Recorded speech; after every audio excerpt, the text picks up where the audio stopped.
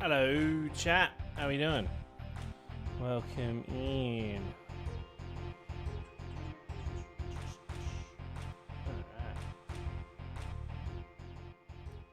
G'day, g'day, g'day. Welcome in, welcome in, welcome in. That's right. Cool. Alright, welcome in. How we doing? Bloody senior, how are we doing? Are we doing well? G'day, g'day, g'day. Alright, how you been? Feels like I haven't been here for ages, but it's literally just been one day off. I hate feeling that... I genuinely hate the feeling that I'm like, oh no, I haven't been here for a while. Like, oh, this is terrible. I took one day off. And all I did last night, I just made... I worked on, like, I had a work call, but I worked on videos and stuff. So it's like, it's never stopping. One night, I'm going to take a night off, and I'm going to just stare at a wall. It's going to be the greatest thing ever. It's going to be the greatest thing ever. But anyway, chat, good day. Good seeing you all. Welcome in. Happy Tuesday. Yeah, Tuesday. Happy Tuesday, everybody. Anyway, where we at? Who we got? Here. Give me some g'days, everybody. Hello, everybody on Twitch, TikTok, and YouTube. Good seeing you all. Hello at Live Fortune over on YouTube. Good seeing you. All right. How we doing? And while we're here, everyone might as well just hit exclamation MSI and click that link and go, wow, oh my god, what a great link. Maybe I should purchase a monitor for myself. I agree. I think you should do that too. Also, too, let's get some love for Grundle, chat. We've had 2 babies together. 18 months. 18 months being part of what is the greatest Twitch stream that Grundle's ever put his donut ass into. Donut ass. Put his donut loving butt into. Anyway, welcome in. Bloody good seeing you all. How you doing, Brian? It is true. It is true. It is true. But yeah, we're back with Final Fantasy Marathon tonight. We're doing Final Fantasy IV. Wow, isn't that what a great time to be alive. Final Fantasy IV, exciting time. We'll probably... I reckon we're like potentially 3 streams away from finishing this. So we should possibly...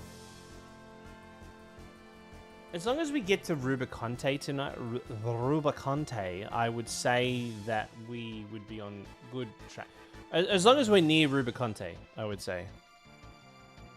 I hope we don't get past Rubicante, because I literally have only made the PowerPoint up to Rubicante, so... Yep. How far are we in Final Fantasy IV? We are about to blow a hole in the earth and go into the underground. So, yeah, we're about to go underground. We just saved Rosa from getting her head cut off. But yeah.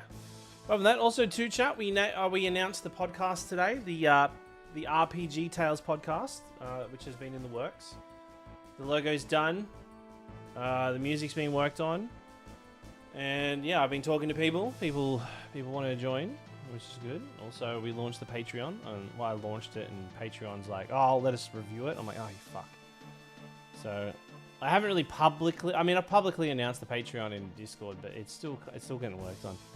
But yeah, and I've got a few people have going to have helping me out with it, so which is good. So thank you for those that are helping. Still blows my... where are we at? Okay. All right. Howdy. Erebus Dark Titan. Welcome in. Good seeing you. Now you just need to stop butchering words and we're good. No. The thing is, when I'm doing a podcast, I'm not reading a script. I'm just sitting there just talking. So it's a beauty. It's a beauty. The first few episodes, we're just gonna I'm gonna work my way through Final Fantasy, and but then also topical ones. There'll be some exclusive content for people as well, which pretty happy that's going well. And yeah, I put a video out today. The Final Fantasy XXX video, and it seems to be doing okay. I didn't realize how much people actually wanted a Gilgamesh game, so I would have to say another great opinion by me. Exclusive content. I'm not going to put any exclusive content behind a paywall for now, but it will be all digital, chat. I'm just letting you all know my podcast will be digital only. Starting on January 2028, I will be removing my podcast physically, just as the times. So I'll let you know that when you listen to my podcast chat, you don't you do not own it. You're only licensing. You're only purchasing a license to listen to it. At any point, I can take it away from you. And if you want to complain about it, I'll just ignore it. So, yeah. Exciting times. Exciting times indeed. Cancelled. Boo! How dare you boo me? What do you mean? All the cool companies are doing it right now. Like Rockstar and... What's that other company? PlayStation.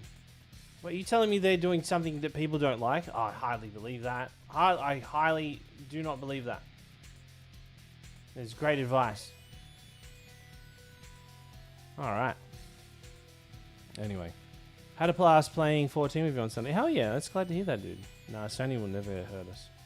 They're the good guys. I like those memes where it's like, it's got the dude with the knives. And he's like, he's clear like the neckbeard kind of like prototype. Not prototype, what's the template cartoon neckbeard character. And he's got the knives out and he's like, get away from my $1 billion company.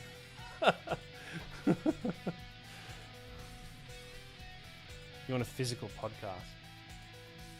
My goal is to be so successfully podcasting that I'll do a panel podcast at PAX, and then I'll cancel it at the last minute. That's the level I want to get to. So people, then I'll be like, oh, people come to it, and they're like, oh, I cancelled it, and they'll be like, oh, what? I'm like, yeah, sorry, it's only digital now. I know I should try to do a physical podcast, and just before it launches, I'll be like, oh no, sorry guys, just letting you know we're doing digital now only. I want Pez streams to be released on vinyl. So I reckon that should be a thing. That should be a thing. Also, Hot Topic. Speaking of physical, Hot Topic just did their... Oh my god! Let's go! Oh, bro, is that Brox? Oh, bro, it's good seeing you, eh? What are you playing? What are you doing, my dude? I want to see you cancel an interview with 2K. Yeah, I'll tell him, hey, wait, yeah. I'll do a stream with 2K, then I'm like, hey, no, you can't do streams. Can't do streams. Brox Raid. How you going, dude? Excited for PAX, Brox? Holy shit, it's Jason Bourne. That's what I should have called the podcast. Holy shit, it's Jason Bourne, the podcast.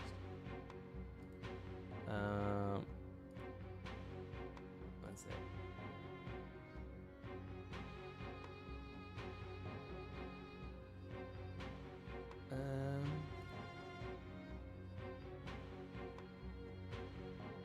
Okay, cool. Sorry, Magic was just messaging. Alright, cool. I don't think I can make it due to BlizzCon. Oh, what do they expect? What are you? Okay, let's take it. Brox, you don't comment on it because I don't want you to ruin your relationship with Blizzard. But let me theorize. What's Blizzard gonna do? They're gonna show that it'll be new DLC for Diablo, and that'll be it. It'll be Diablo DLC, and then it'll be like pay for the flights and accommodation. Okay, well that's pretty good. Okay, that's pretty good. Okay, you know what? Let's hear it for Blizzard. Let's hear it for Blizzard, chat. Let's hear it for Blizzard. Really good shit. Also, the real Jason Bourne just subscribed to me. Wait, did you make... Wait a minute, the real Jason Bourne actually followed? Holy shit, this is an actual account. I thought it was a scam account. Now let's check out their channel. Okay, yeah, no, they're legit. They're showing a live stream of marine mammal rescue. Let's learn about them. I'm a great guy. I wear non-matching socks. I resemble Matt Damon. I'm a rocket scientist and a international super spy. Okay, fine. Some of that may be just a little exaggerated, just a smidge. Though I have a contagious smile, great humor. Wait, this isn't a dating profile. Haha! You have your rules are no. Be respectful, no bullying, no hate, no sexist, racist, or homophobic remarks, no politics, gender or religion or gender debates, no self-promoting, just have fun. Yeah, your I'll give you a follow. I'll give you a follow. I put you one follower closer to your 160 follow goal. And let's have a look at let's go on your Twitter. Let's have a look at your Twitter. Oh, you have one follower on Twitter. I'm gonna follow you on Twitter. You have 2 followers now. You have 2 followers now. Okay, let's go on your YouTube. Let's check out YouTube. Check out YouTube. You have 1 subscriber. I'm gonna be your 2nd subscriber. There you go. All right. Oh, shit. Chat. I've subscribed to the real Jason Bourne. I've subscribed to the real Jason Bourne. Thank you so much. You're welcome. You're welcome, Jason Bourne. Thank you for the Prime sub too. I bloody appreciate it. All right, chat. You know what time it is? I need to milk you guys for content. No, if you have any questions, now's the time to do it. We're going to chat for a little bit. Probably chat for like the next 20 minutes or so before we dive into it. But yeah, what's everybody been up to? What's going on in the world? Is there any issues you got going on that I can help with? Is anything actually is anything interesting happen? I don't even know what's going on in the world at the moment. Have they found the GTA 6 leaker yet? Has that all been done?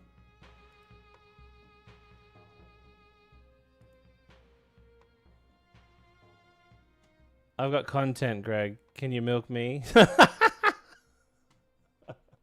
I followed you the other day too, I believe. Mage Against the Machine. I've got content, Greg. Can you milk? I've got nipples, Greg. Can you milk me? I've started some training in November. Nice. Just finished up Trials First Chapter Remake. Nice. I've kept playing it, actually. I just kept playing it. I was actually playing it a little bit last night. I finally got my treadmill out of storage. Got it back up and running tonight. Like were you running on it, or but you got it up and running? Sometimes the exercise of getting the treadmill out is more of an exercise you need. Sometimes, you know, maybe just get move the treadmill around your house would probably more of a workout than actually walking on it. I'm close to finishing Neo 3. Oh, nice. With both hands. You get it. Anyway. What else is going on? I started playing Mortal Shells 2. I played it for like half an hour. I enjoyed it, but then I fell asleep. Not that it was a boring game, I just fell asleep. You pre-ordered the Final Fantasy X card set? Nice. I got a message about the. I think I got an email about the 10 card set. I got to look into. I haven't looked into it. The cards would be a distraction at me at the moment, but I would make so much content around them. Finally finished up-to-date content on 14. Not to start prep for the next expansion. Not now to start prep for the next expansion. Okay. My treadmill is just an expensive bench at the moment. Yeah, nice. It looks gorgeous. I haven't looked. I don't want to look at the cards too much. I want to open them and be wowed. Speaking of cards, I've got like fucking 100 closed, unopened Magic the Gathering and Final Fantasy, like Magic the Gathering, Final Fantasy Magic the Gathering ones, and Final Fantasy TCG packs. Like, I've got so many just sitting here, like, just doing nothing. How many Lulu cards are there? That's how you figure out how much content Pez will milk from it. Do you know? I'll have you know, chat. In the video that I put out today, I actually cut out Lulu content in the video because I don't want to be known as the guy that wants to give Lulu a motorboat, alright? I know, not that anyone's ever said that. I don't know why I said that out loud. But I don't want people to think that's me, alright? There's more to me. I'm respectful, so I cut it out. I cut it out. I even cut out a Chocolina bit because I didn't want everyone to think that I'm just, like, gooning over Final Fantasy characters, you know? You know what I'm saying? What was it? I bought 2 packs the other day. They're really cool. Oh, cool. Hello, Pez, a fellow RPG enthusiast here. If I may make a suggestion, Luna Silver Star Story, if you haven't. I have never played it. Welcome in, by the way. Shinbaki. Welcome in. Everybody say hello to Shinbaki. Wow, chat, look, they're not subscribed. Wow, wouldn't it be crazy if someone gifted them sub? That would be insane. Oh, my God. Yeah, well, welcome in. Welcome in. Actually, I think I saw you put something in Discord recently, didn't you? You added me about something. Yeah, here you go. Question, mi amigo. So, Pez, are you single? I hear you have really good lips that aren't chapped. Also, I never understood how Tidus and Shuyin are able to be within the far plane without being turned into fireflies. Tidus isn't an unsent, but Shuyin is. And Oren is unsent and gets physically weakened when Yuna does her dance. And I can't enter the far plane of Guadasalam, but Tidus is completely fine. Same with Shuyin. Yes. Okay, let me think about this. Okay, so Tidus actually physically exists. So even though he's a dream, it's essentially Tidus isn't unsent or anything like that. He's in the same realm as. He's in the same realm as something like Ifrit or what would you call it? Like, you know, any of the summons, right? But he's like, he physically exists. Okay, so it's not like he's something that's a memory that is literally brought into. He's a dream that's brought physically into existence, so that's how he stays there. And he's being used in the manner that he is being brought there. There is a lot of energy. So that's the reason why he could be there. Now Shuyin, I haven't really honestly given it much thought. Thing is, and here's another thing too. Shuyin I would say would fall in the realm as someone like, let's say Grand Maester Jiscula, right? Even though you can be sent, or you can die an unclean death and you still go to the far plane or whatever, you can have a strong enough bind to the world where you can still kind of like hang on. And we've seen many cases in this, obviously like Grand Maester Jiscul, or Maester Jiscul, and then also, I can't remember the name off the top of my head, like Lulu's bloody summoner. She's essentially like, she managed to hold on. She's unsent, but she, like, her full rage, whatever, she was like held on. Okay, and I know we're throwing in like Guadasalam and the far plane, but I actually when we do Final Fantasy X, I actually have a lot to talk about, kind of the history of the far plane, what the far plane is, and the reason how the far plane, and because of the far plane and because of Shiva, they're the reason why the Thunder Plains is the way it is.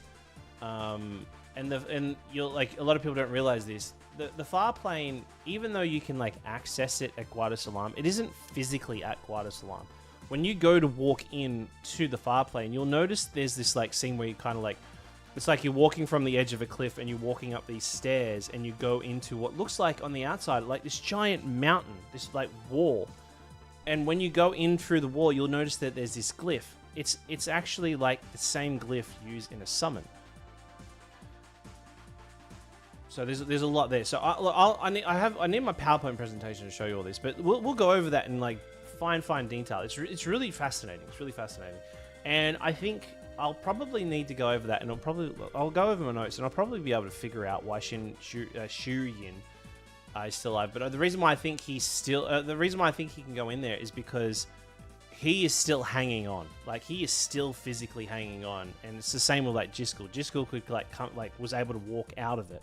So assuming that he's still inside the far plane, he can still physically affect it, because I mean he was simply just controlling Vegnagun from in there. Anyway. Do you reckon Spirit is hollow? Oh, that's a bit of a offensive thing to say. No, I don't. What do you mean? Like, there's just nothing under it? Or did it choices like Spirit? All right. Anyway, that's where we're at. Yeah, but that's a really good question. That's actually a really good question. I'd love to kind of theorize on it too. And the cool thing, like, a lot of the things that I say too, it's probably all bullshit as well, because a lot of it is, a lot of people try to put, obviously, like, facts and theories and mush them all together and trying to make sense. So a lot of it is like trying to piece together, and a lot of it is like community-driven stuff. Like, I think the only thing that I've ever kind of sat there and worked out myself that I couldn't find out anything else Actually, no, that's a lie. Someone Twitch chat actually brought it up, and then we kind of dived into it a little bit. Oh. Faulty Videos, thank you so much for the Prime sub. Thank you so much. Let's get some love from Faulty Videos. Thank you so much. Welcome in. Is when we have a look at the faith, like the stone faith inside the temples. The artwork for them shows them all coming through some sort of archway, and that archway is that like line between life and, I guess the beyond the far plane, or you know, the dream world, and coming into reality. So yeah. Hey, I actually found you live. I found you from your reels. Hell yeah, let's go. Let's hear it for the reels chat. Hell yeah. Hell yeah, let's go. I think they prioritize themes over everything making sense, but it's fun to pop. That's it. That's another thing. They even say this. They like to leave shit open-ended, so that way we can all theorize on it. And I think for fan theories, even though some are fucking stupid, they're good because they keep the conversation going, you know. You could say Pez railed you in. Oh, that's a good one. What's a good question? What a good question. Best question I heard for a while now. Wow, that's a really good one. Thank you, Ghost Malone. Ghost Malone. But yeah. But if you have any questions, I'm stocking up on them. I got like 10 sitting in the bank, but I'm still trying to like stack them up for when I go to Japan, which I'm really stressing about. I mean, I'm excited for Japan, don't get me wrong, but I'm stressing about going away for that long. Watching my sub count fucking nosedive. Anyway, I think the product. Where are we at? Okay, I think I'm up to date. All right. What else was I gonna say? So we got Gamescom this week, so they're gonna show some content around Final Fantasy VII Part 3. So I'm excited to see that. Unrelated, but I finally 14.2.0 after failing to get past the filler 3 to 4 times over the last few years, chipping through some of Realm Reborn endgame content now before I do post MSQ.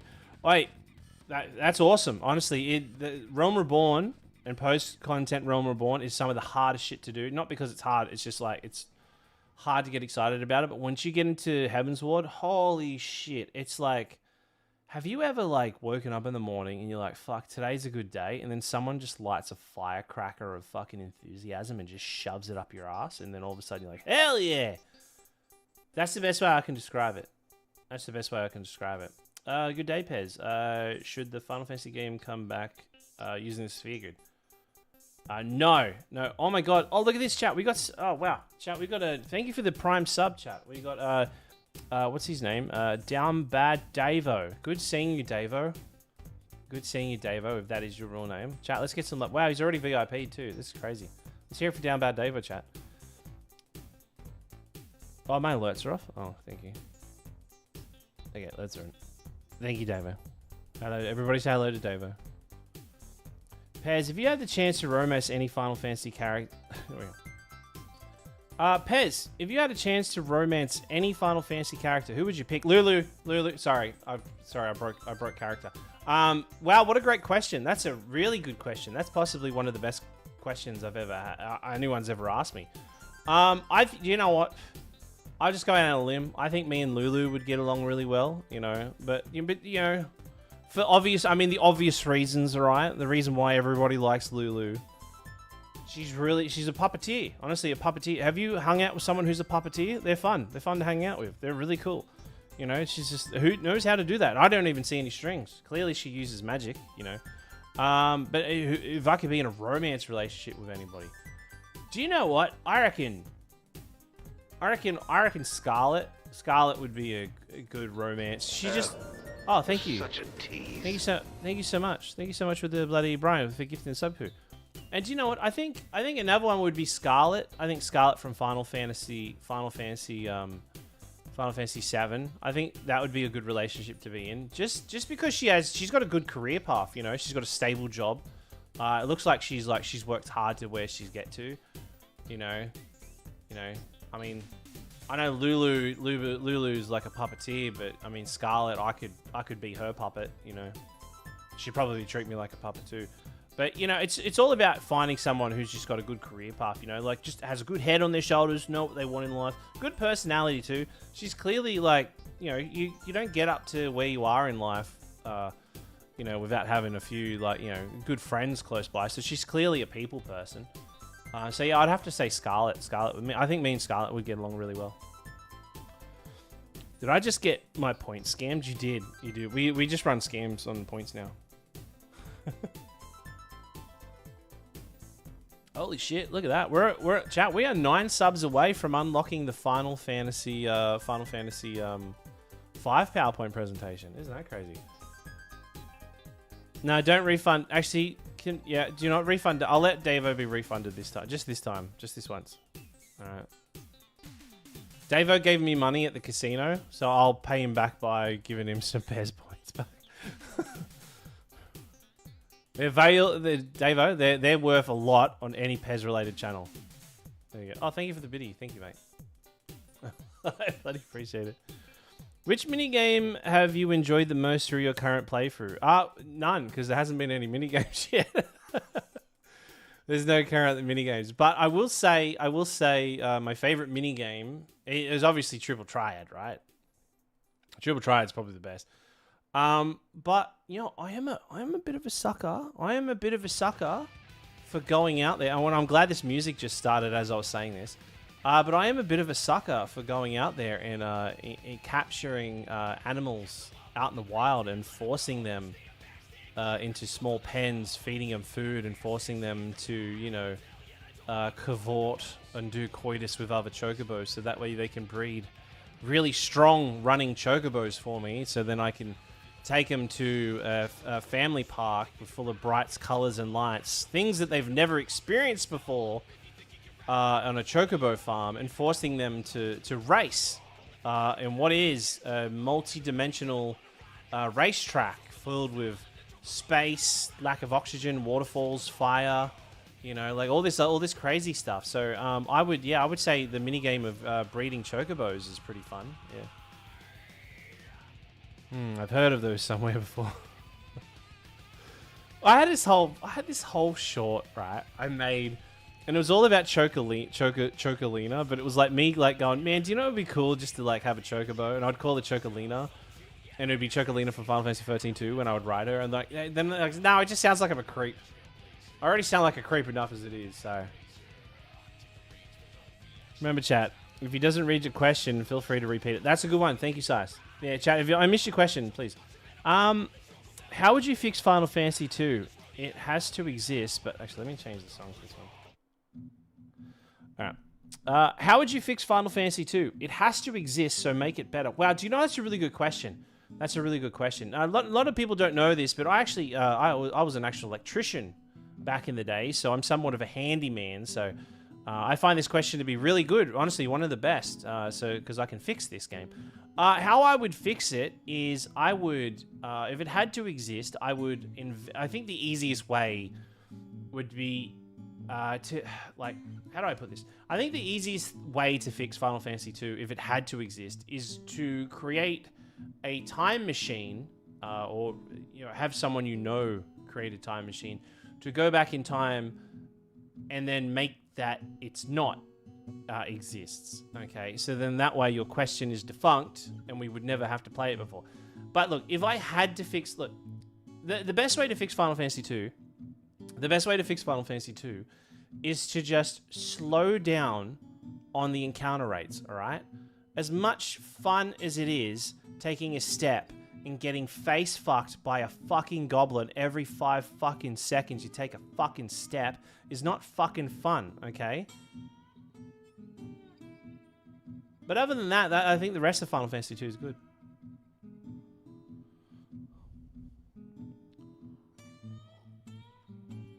Hey Pez, hope you are well. We already know what you would do. There we go. Oh, that's a really good question. Oh, let me get that one. Okay, actually, I haven't been screenshotting these questions. Let me update these questions. Okay.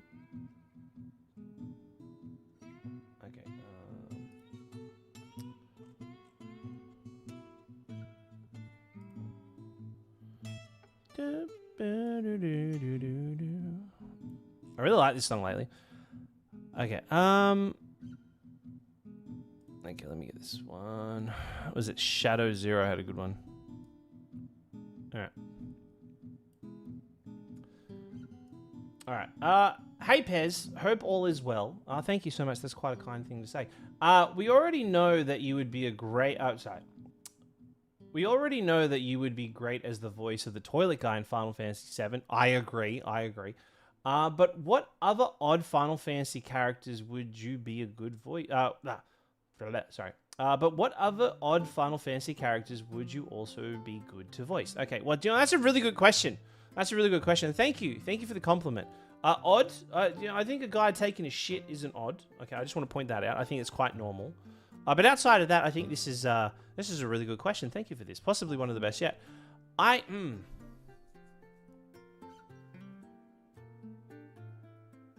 you know another?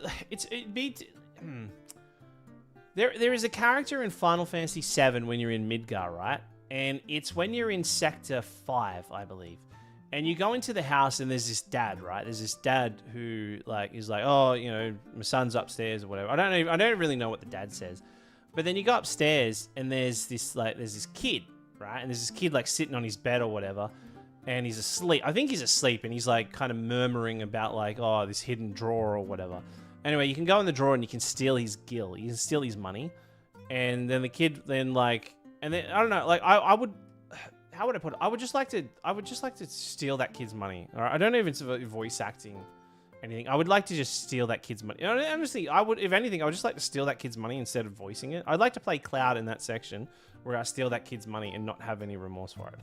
No, but what I was actually going to say is what I really want to do, or who I really want to voice, is that this guy R6 in Final Fantasy VII and have it voiced the way it is. I can't even actually remember if in 7 Remake, if that guy actually says this guy R6. Does he actually say it? I think a good character to voice would be in a Final Fantasy X remake. Would have to be the when I grow up, I want to be a blitzball kid. You know, like that kid who wants to be a blitzball. That's the joyous thing about translation issues. Like I would love to voice any character that has English translation issues. I think that would be really fun to voice. Who else would there be? I would actually like, I would actually like to do this, and I would like to start a petition for this. I would like to go back and voice every character in all of Final Fantasy XII. Because I just use a normal standard, I use a Shure microphone. I have a Go XLR. I'm just, it's nothing crazy, nothing fancy. But I would like to voice all those characters, because if you've played Final Fantasy XII, everybody in that whole fucking game sounds like they recorded their lines over the microphone, okay? I could honestly scream into the microphone and it would sound better.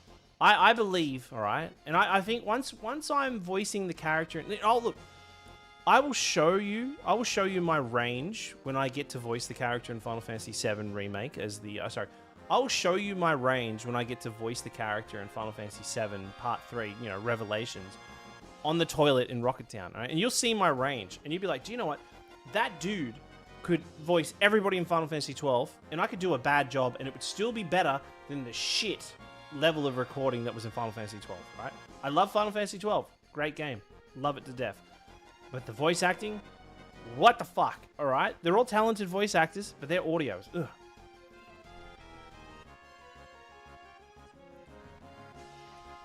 Ariel in Kingdom Hearts. You reckon I could do that?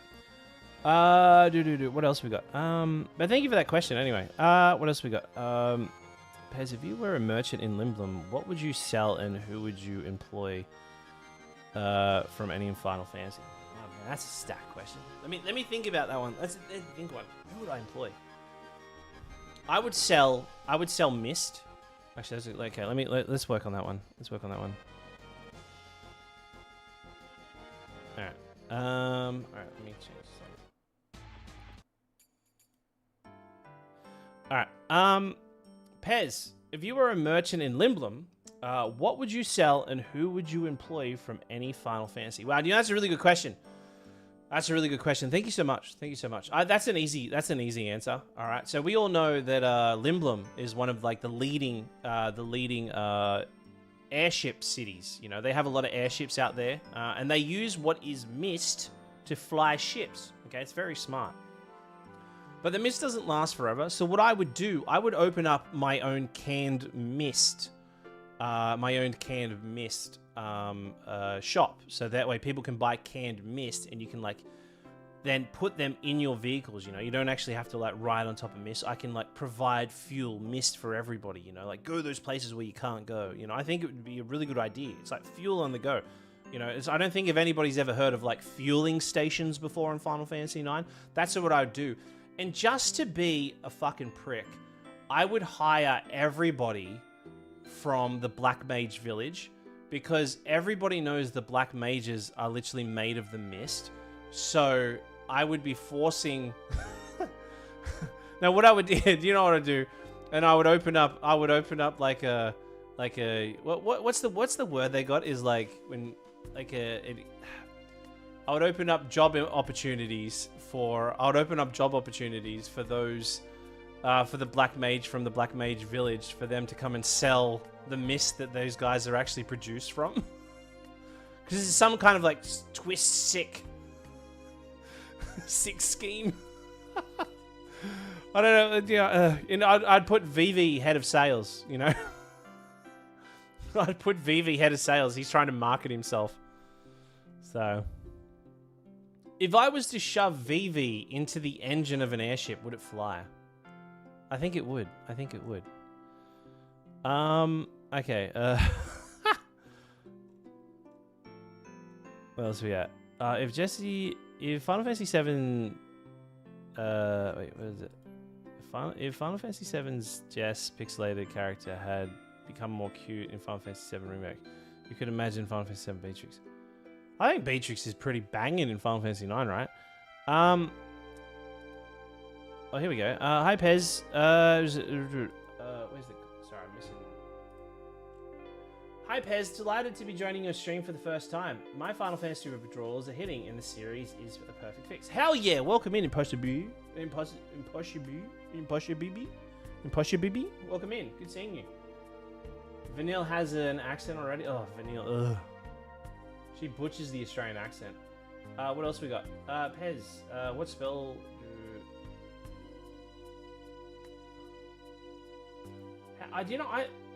It's in sooner. I don't think I've ever said this spell out loud. Pez, what spell would be more useful IRL, Cure or Asuna?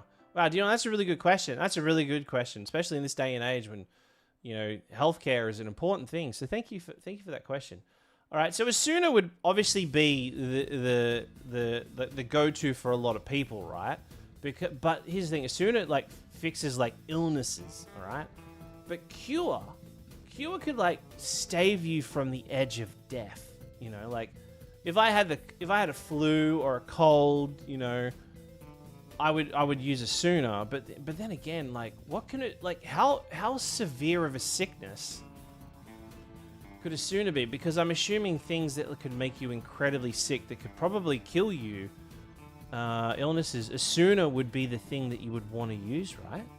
Asuna would heal, like Asuna would like there, and when you get rid of those, you can kind of like manually kind of heal yourself as you go. So I would have to say Asuna. Asuna would be a bloody go-to. It has to be Asuna. Wait, lore spoiler. What was the question? Lore spoiler. Isn't Mist like Dead Souls from Terra or something? No. Mist is the dead souls of Gaia. So what's happening is when people die in Final Fantasy IX on Gaia, when their souls return to the crystal, there's actually the Ifa tree and Soul Cage actually intercepts those souls and shoots them out into Mist. And when those souls get thrown away, they put souls in from Terra. The idea is they're dumping out the old, putting in the new. And the Mist is the byproduct of the Gaia souls being rejected. So. It's actually like, not that it's Mist, but in a similar sense, the same sort of like kind of like process was kind of made for the genomes on Terra. So you could essentially say that VV and Zidane are one in the same, but the Gaia souls made VV and the Black Mages look the way they do, and the Terra souls made what's his name, Zidane, and what looked like the way they did there. Okay, Pez, dude, who's the most useless party member? Oh, that's a good one.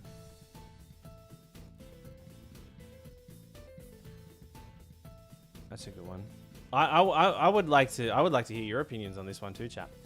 We have a question in. Pez, who is the most useless party member of all time? Wow, do you know, that's a really good question. That's a really good question, chat. I would like you guys to bloody help me out here too. Who do you like? I want your chat. I want your opinion. Let me know who you think is the most useless party member in all of Final Fantasy. Hell, do you know what? All of every RPG that ever existed. So, you know, this is possibly one of the best questions ever. Thank you so much. For me, I think one of the most useless party members ever has to be Kate Sif, or Keishi, depending on how we say it, right?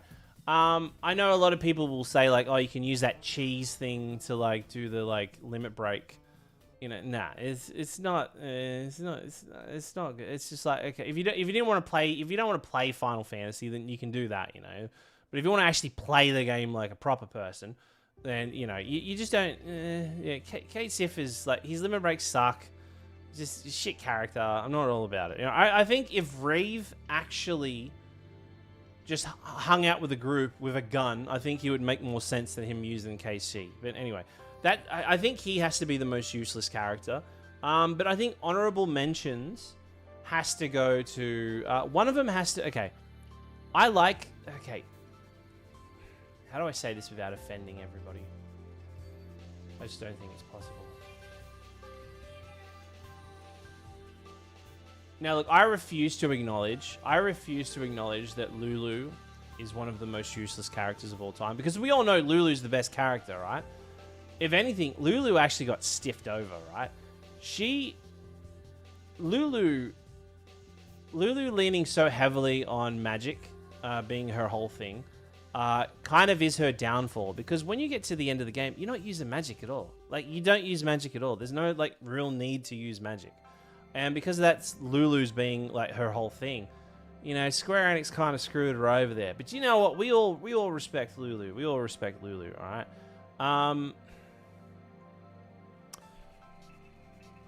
But do you know what? But if we had to draw a line in the sand, who is the most useless character of all time? And I'm sorry, I know this is going to upset a lot of people, okay? But to have this character in a video game honestly, I feel like it was just like a last minute ad, and I don't know why they did it this way. But in Final Fantasy IX. And I know everybody's going to say, oh, Amarat. Yeah, his story's a bit poo, but yeah. But, Eeeew. I've never actually said her name out loud. Eeeew. Why would you use her when you have Garnet, right? She does everything better than her, alright? So I feel like that was just a wasted slot. Like, why couldn't Beatrix be in there? Like, why not having... I know that Beatrix is a better version than Steiner, but why not have, like, why have two summoners when you can have, like, two knights? I really think she was just a waste. I feel like she was a waste, alright? Garnet is a million times better. Garnet is a million times better than Eiko. Every one of Eiko's summons are arse, alright?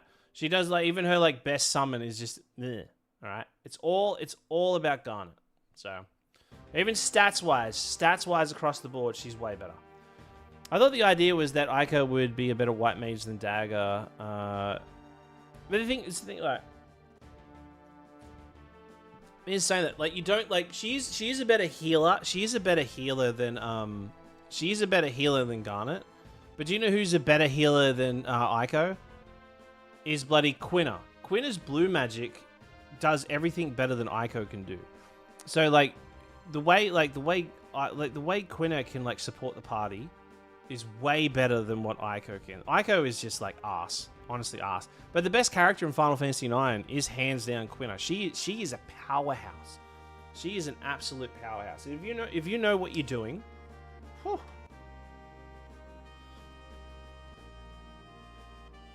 Yeah. No, Aiko is Eco or whatever her name is absolute ass. I've even tried to do runs where it's just like, nah. Umaro's. And here's another thing too. Like the reason why I don't put Final Fantasy VI characters into this mix is because, like, when you look at like what was it? With Amaro in Final Fantasy VI, you get him so much later into the game where, like, if you use him, it doesn't really matter or not. But, like, with Aiko, you actually have to use her in certain parts of the game, you know? Like, with Amaro is just, like, this kind of filling character that you just don't need to use, you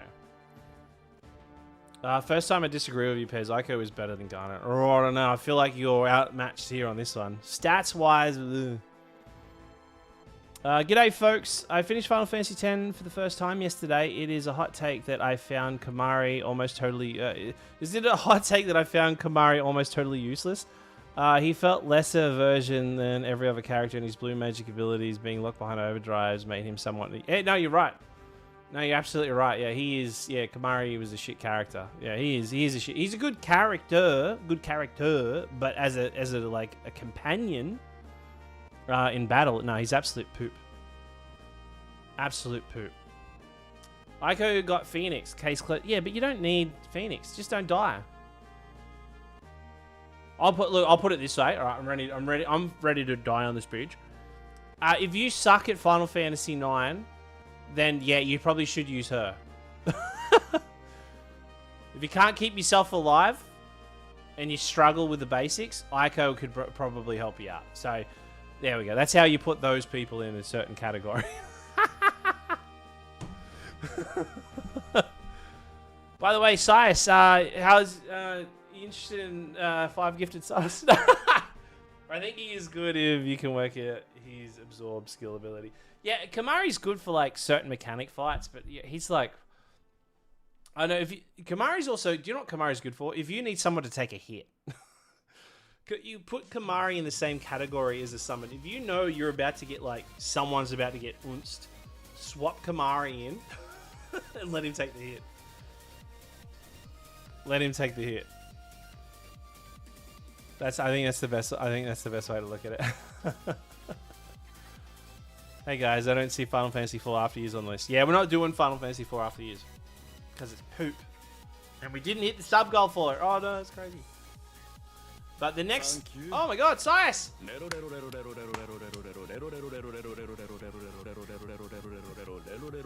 Now I look like an arsehole. But Sias, thank you for the 5 gifted subs and the bad opinion. Thank you, I really appreciate it. Thank you so much. Chat. Oh, we're 4 away from unlocking our Final Fantasy V PowerPoint presentation. And chat, I've got some PowerPoint presentations for you tonight. So chat, if you are new to the streams, I've seen there's quite a few new people in here. I've got a treat for you. If you're new to these streams, we do these things called PowerPoint presentations. Where, wow, oh shit, look at me, I'm hanging off my, let me get over here. Where when we stream this game, I go through and as we go through certain parts of the game, we sit down and we talk about the game, and I go over like lore, character development, you know, dev shit and stuff like that, and just down around discussion. It's all a discussion sort of thing. And if we get 4 more subs, we unlock the Final Fantasy V PowerPoint presentation. Wow, wouldn't that be crazy? I'm feeling confident we might get those subs. But if we hit the next sub goal, we will be unlocking. I got to figure out what there was a game we're gonna add to it. So people were asking me to add a certain game into the marathon. I can't remember what it is, but it'll be something. But yeah. But anyway, we'll be going over this tonight. So where are we at? We're actually about to go into the underworld. So yeah, we'll be talking about that a little bit. We're not ready yet. Anyway, where are we at? Can I see it? There it is. But yeah. Anyway, Pez, if you had to pick a job class from any Final Fantasy, which would it be? Oh. President Shinra. I think we answered this one. Yeah, I think I answered this one. I wasn't happy. Oh, who is this? Oi, Briar, let's go, chat. We just hit the sub goal of dude. Thank you so much, chat. If you received this gift to Subby Boo, please say thank you in chat, everybody. Thank you so much. We've just bloody hit our goal. We've unlocked Final Fantasy V PowerPoint presentation. Thank you, everybody. Let me update that.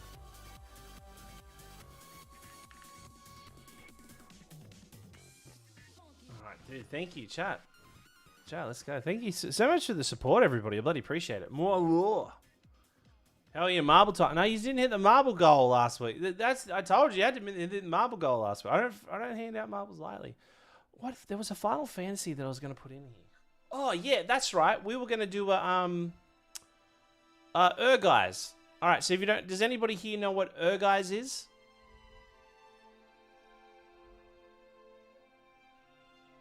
Fuck you, Pez. We want marbles.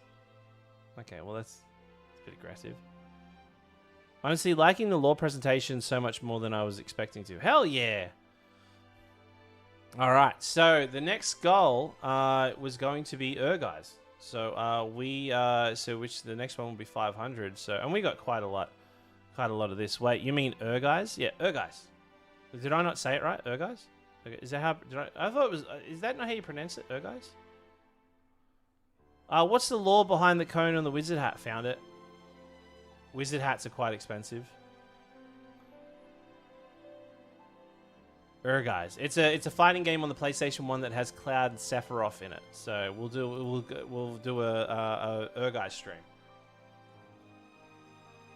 Urban Wizard, that's right. That's right. Well, you know, I reckon we could probably bloody get into it. So that means I've got to update this then. So, okay, we've unlocked the PowerPoint presentation. Thank you. So, Guys. How do I pronounce? Hat spelled it right, didn't he?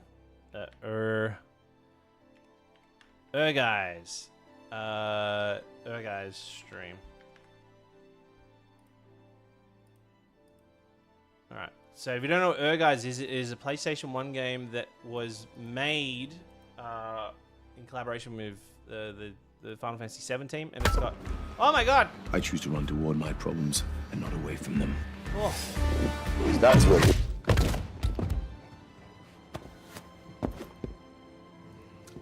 Because that's what heroes do. That is in fact what heroes do. Chat, let's get some love for Batty coming in with the 7 gifted. Thank you.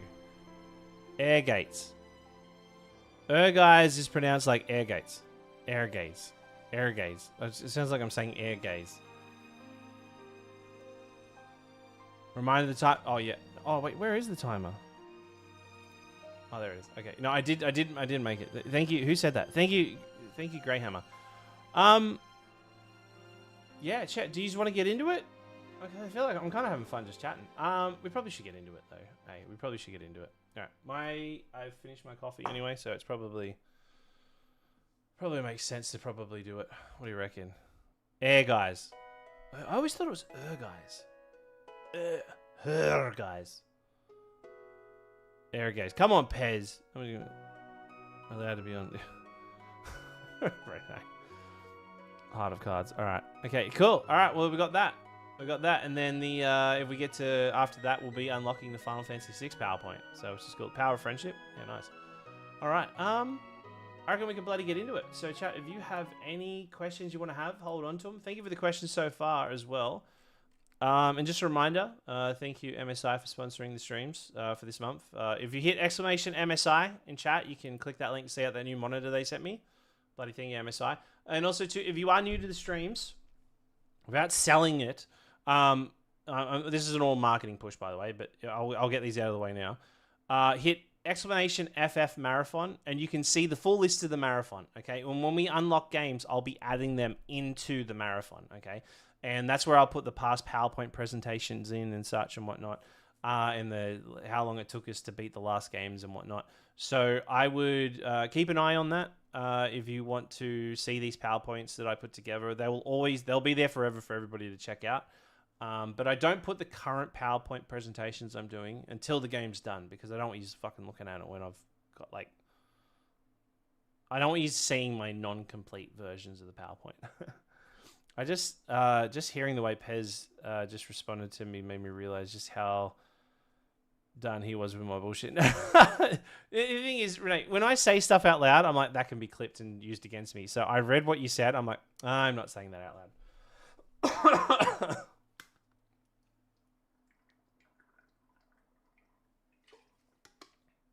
All right. Okay. Who's ready for some Final Fantasy IV? Okay.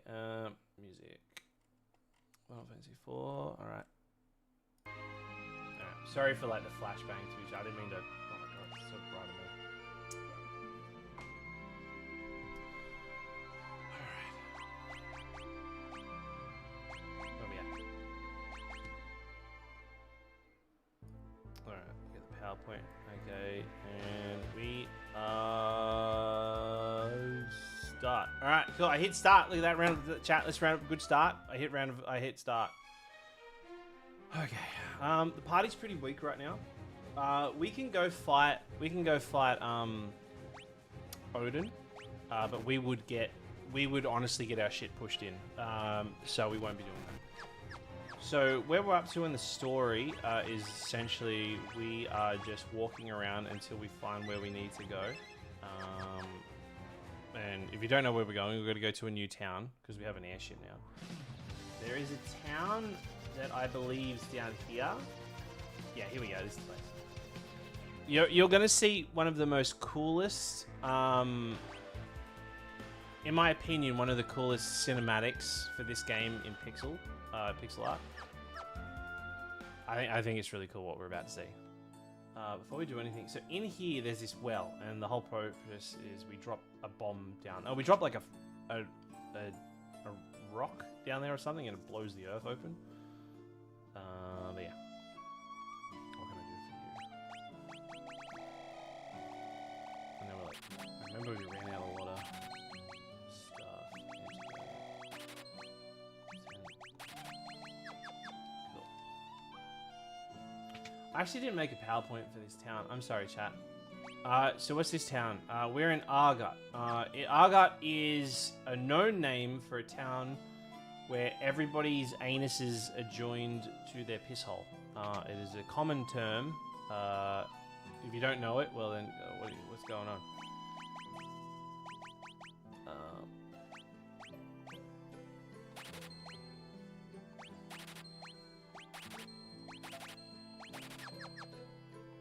Pyramids game. Another good thing is too having Kane in the back row for this, because we're just going to use Kane to jump, so it's kind of smart to have him in there. We're gonna lose access to Yang soon. So.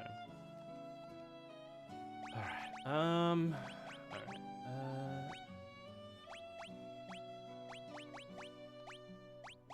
really don't think we actually need to spend any money.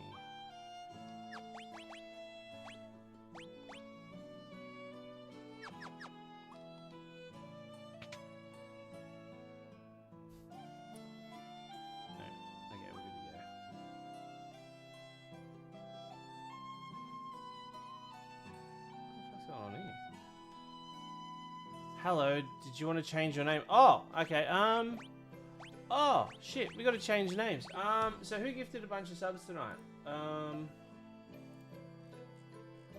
Quite a few, I think, who was, I think Brian, Sias, you get to name, Rosa. Sias, what do you want to call Rosa? And then Brian, you get to name... Sid. And Batty, you get to name... oh, no, it was the other way.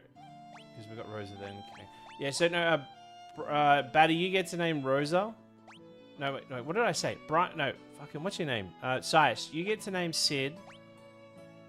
Oh no, I've got this all back to front. Sias, you get to name Rosa. Batty, you get to name Kane. And Brian, you get to name Sid. There we go. There we go, got it. There we go, got it. So, have a think about the names before we get too far into it.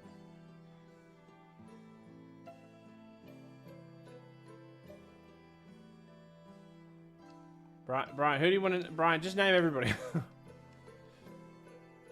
Maybe I'm short because my ancestors were dwarves. I wish they were ogres. Then I'd be really tall. Oh, that kid's really smart. What? You know how our ancestors came here? Well, it's a funny story, but I seem to have forgotten.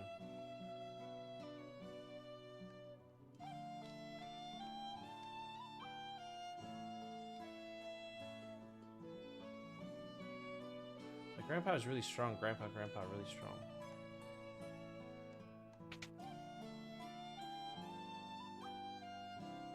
As soon as I need people to name things, you all go fucking quiet. So Batty gets the name Rosa. Sias gets the name... No, wait. Okay, this is how we're doing it. This is how we're doing it, right? Sias gets the name Sid. Sias, Sid. Batty, Rosa. Brian, Kane. Alright, there we go. There we go, done. Brian, you get to name Kane. Brian, tell me what you want to call Kane. Oh, shit. You're gonna lap dance.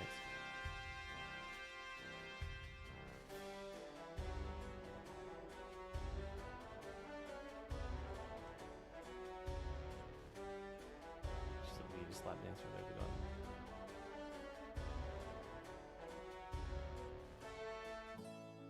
Okay, that was weird.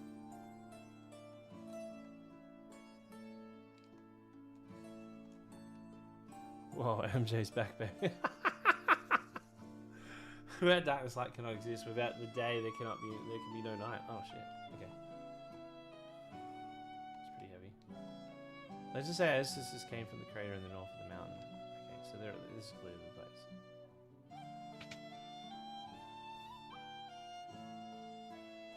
What? No one wants to name characters. You know, we don't name them then. Okay. This looks so deep. Magma rock. What in the world? This is really cool. Watch how cool this looks. Whoa!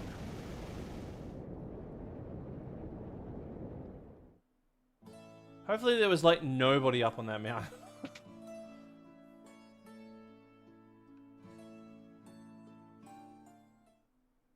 I think at this point we just call them Brian. Okay, we're calling... Call all of them Brian. No, we can't. Okay, whatever. I don't give a shit. But then it's gonna get so confusing. Which Brian? Okay. What's this? Oh, Arctic Wind. Brianna. Okay, Brianna. Okay. Is that what you want? Okay, so...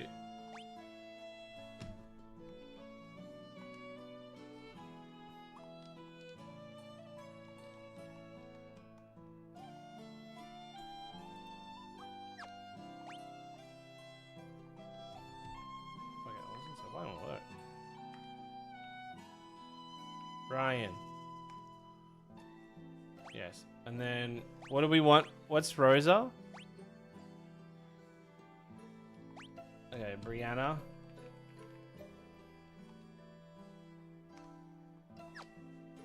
Wait. God damn it. Keep getting the wrong button.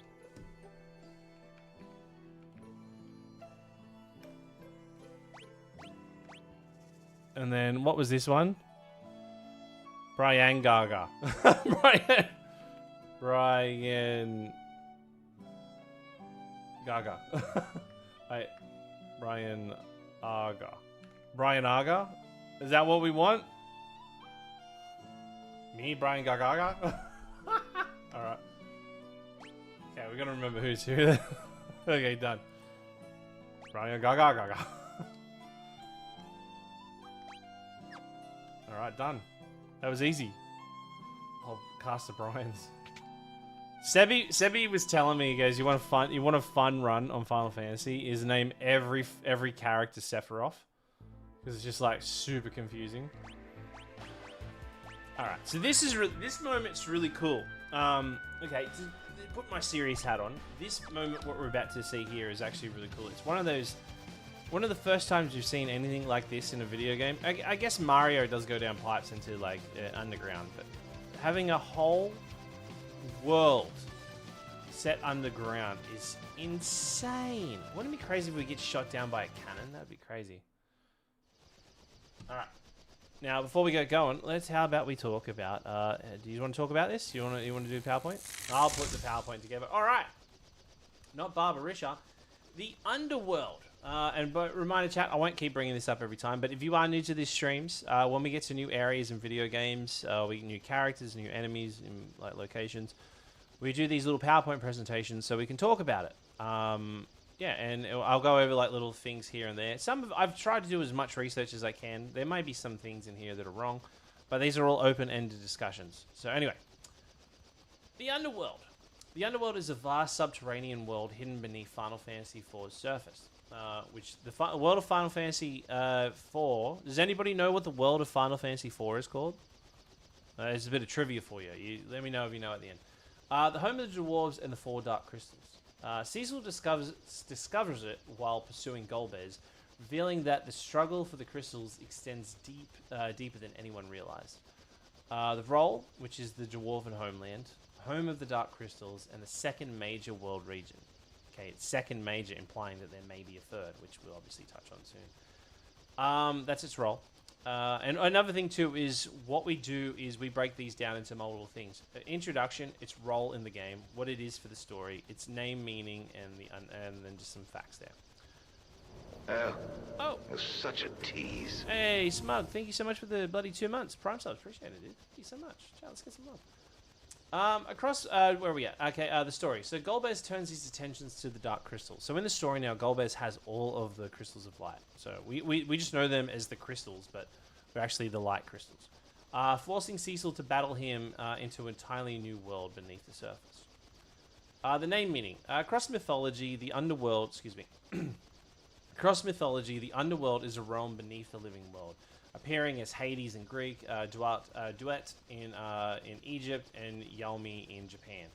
And Final Fantasy IV reimagines it not as a land of the dead, but as a living civilization beneath the earth. So it's not like a place of like fire and brimstone, even though there is literally fire and brimstone down here. But it's like you're closer to the core. So it's like I guess it's like scientifically somewhat right, but anyway. Fun fact: reaching the Final Fantasy underworld in the Final Fantasy, reaching the underworld in Final Fantasy IV's version of the classic, the world is bigger than your fort reveal, much like Final Fantasy III's floating continent. The game suddenly opens up an entirely new world after you spend hours exploring the surface. And if you don't know what I mean, Final Fantasy does this in a lot of games. All right, some that you don't even realize. In Final Fantasy III. You spend first time you play the game, you spend quite a few hours on the floating continent, but you don't know it's a floating continent until about halfway through. And when you leave it, you realize you've only been playing in this small, tiny section for the whole game. And then Final Fantasy IV, you have the big open world, and it's like, wow, we kind of really discovered anything. All of a sudden, we go beneath the surface, and there's a huge world there. And then a bit later on in the game, we actually go up onto the moon. So there's like 3 areas in this game, which is really crazy. But Final Fantasy III actually had the underwater section as well, so it's not like uncommon at this stage. You can tell they're really starting to put a lot into it. Final Fantasy V has 2 different worlds, but they end up getting merged into one. It's really cool. And they kind of take that process a little bit later with like the conversion in Final Fantasy IX. Final Fantasy VI has the world of ruin and the world of balance and the world of ruin. Final Fantasy VII has the underwater exploration and obviously the land stuff. Final Fantasy VIII doesn't really have that much of it, but it is a pretty vibrant world map. Final Fantasy VIII is possibly one of my most favorite world maps, just because like, just how sprawling it is. It's like really well done, and I love that you can see the trains come and go. Final Fantasy IX has like Gaia, then Terra, but Terra it doesn't have an open world map. It has like a different world you get to go see, which kind of, in a story sense, kind of gives you a breath. Final Fantasy X does have this, but it's more story element where you start off in the city of Zanarkand, but then you get launched outside of Dream Zanarkand into like a massive world. But I think one of the biggest reveals, like one of the biggest oh my god moments in video game history, in my opinion, is when you first play Final Fantasy VII, and then you take that step outside of Midgar for the first time after spending hours upon hours thinking like, oh, I'm leaving Midgar now. This has to be the end of the first disc. And then you just realize like, holy shit. And if you've never played an open world RPG like that before, I mean like a world map RPG like that, that is daunting. That was my first time ever playing a game like that in Final Fantasy VII. So I can imagine how that kind of felt for a lot of people. But yeah, so Square Enix does a really good job of doing stuff like this, and I think the Underworld in this case is a good case of it. We'll talk about that in a second. The Dwarven Castle in a few moments, anyway. But anyway, let's bloody get back into it. One second, I need to drink water.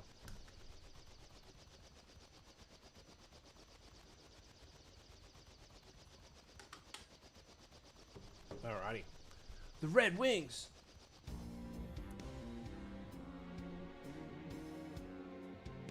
A bukkake of cannon fire. Look at this combat. Have you ever done Skies of Arcadia or Lost Odyssey? I've done Lost Odyssey. I haven't done Skies of Arcadia though.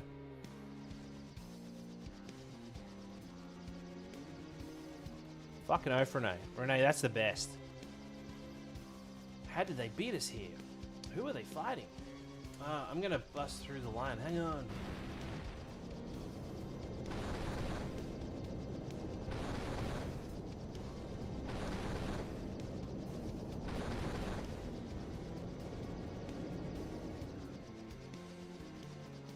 Oh, I swear not to sneeze.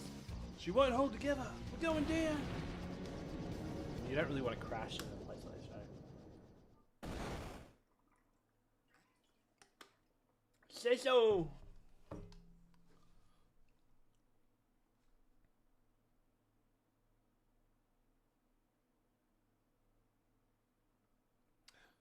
Brianna, no.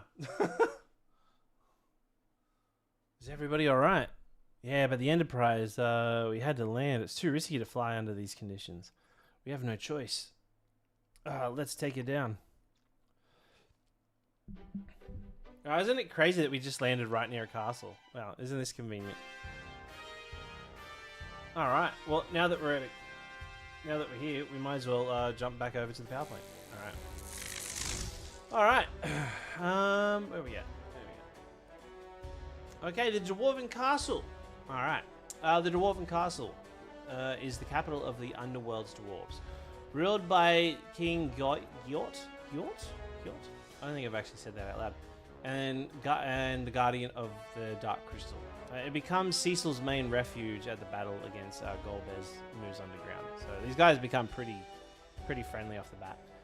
Their role in the story is the Dwarven capital, the home of the King Gyot and the Guardians of the Dark Crystal. Despite Cecil's arrival, Golbez infiltrates the castle and attempts to steal the crystal, showing that even the underworld is no longer safe. The name meaning, obviously, for those that have done anything with like kind of medieval pop culture, the dwarves originate from the Germanic and Norse mythology, particularly the Old Norse Dwever. I've never actually said it. Dwever.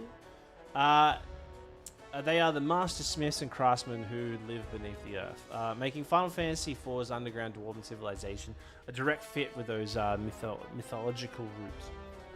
Fun fact, the Final Fantasy dwarves shout Lally Ho is a continuous Final Fantasy tradition that begins with the dwarves in Final Fantasy I. The greeting becomes recurring throughout the series later, obviously prominent in Final Fantasy IX and Final Fantasy XIV. Now let's talk about the coat of arms. This is one of my favorite coat of arms. It just looks strong. It looks like they literally made it look like a pillar that's like holding up a castle, but if not holding up the world. So the Dwarven coat of arms, the Dwarven crest features an imagery built around strength, craftsmanship, and the underground. Let's see one sec. And the underground. Where are we at? Underground, reflecting the civilization of miners, smiths, and warriors living beneath the surface. It symbolizes strength, mining, craftsmanship, and the earth. Why this design? The heavy crest, the crest's heavy industrial appearance reflects the Dwarven's identity as builders and masters and craftsmen. You could look, if you looked at this, you could pick right away, like, oh, which race would actually have this as their crest? If this doesn't scream dwarf, like the dwarves, you'd be crazy, right? While the earth imagery conducts the direct. See, you can also see underneath of it, you have like what looks like earth, like crust underneath there. So, it's really good. The cultural meaning in Norse mythology, dwarves are legendary underground smiths who forge magical treasures of the gods. Hammers, metalworks, and geometric designs have therefore become the strength associated with dwarves throughout modern history. Final Fantasy IV dwarves are remarkably close to the Old Norse roots, underground craftsmen defending valuable treasures. Even the coat of arms reflects and reinforces the idea that the other kingdoms represent those through magic and nobility, but the dwarves actually represent theirs through like direct builds with their own hands, like strength. I think it's really good. Anyway, now to talk about the dwarves, since it's a new race we've come across now. The dwarves are the native people of Final Fantasy IV's underground, living in the thriving civilization beneath the surface.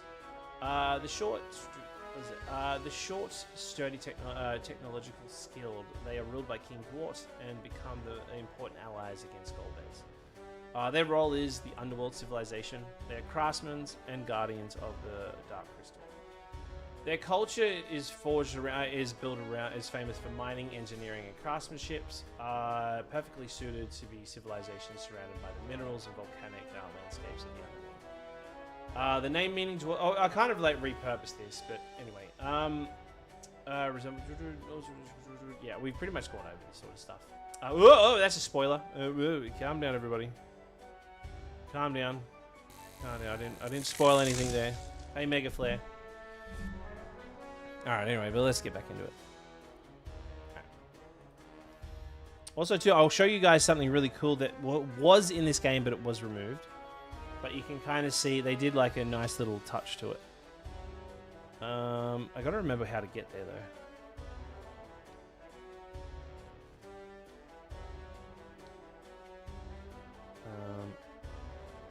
Actually, I don't think we can go anywhere until we actually talk to the king.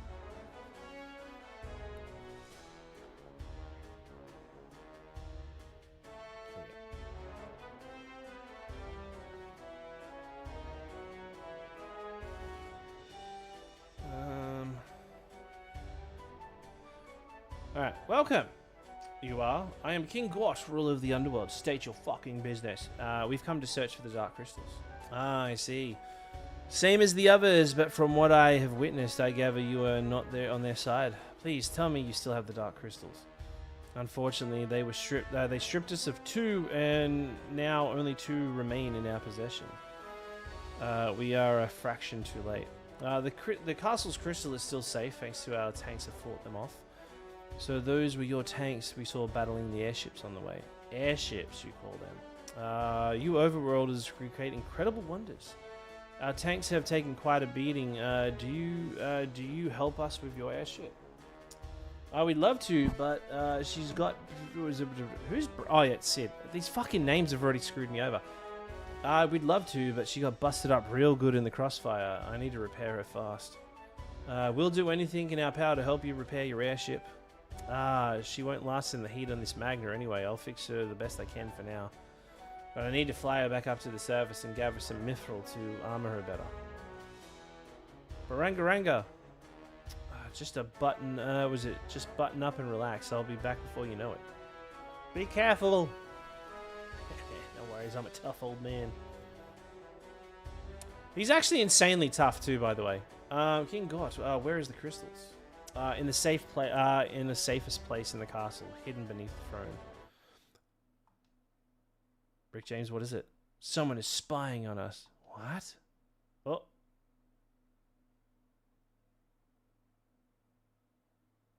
Perhaps it was my imagination. I wish it were so, but I definitely sense a presence. Open the door. Yes, sire.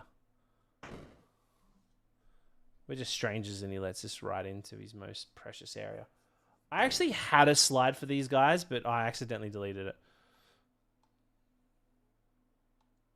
Dolls?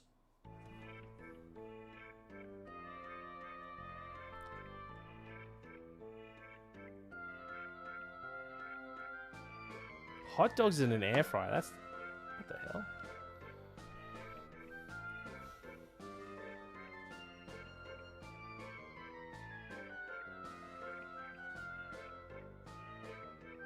Guess who?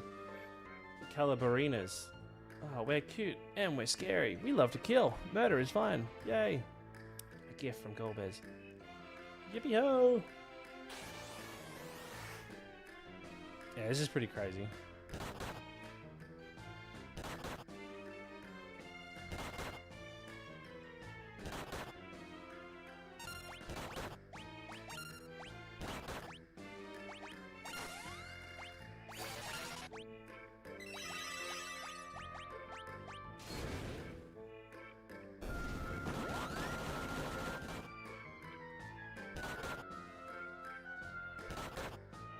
Like, they're not a hard fight, but I think it's just the fact that there's 6 of them.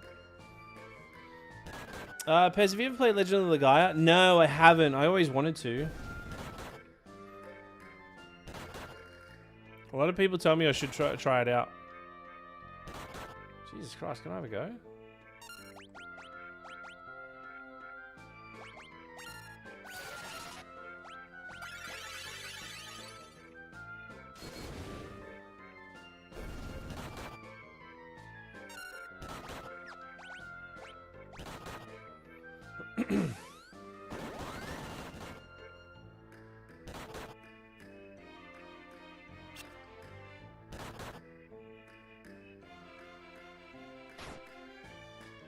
Crazy that they made like its own soundtrack for this.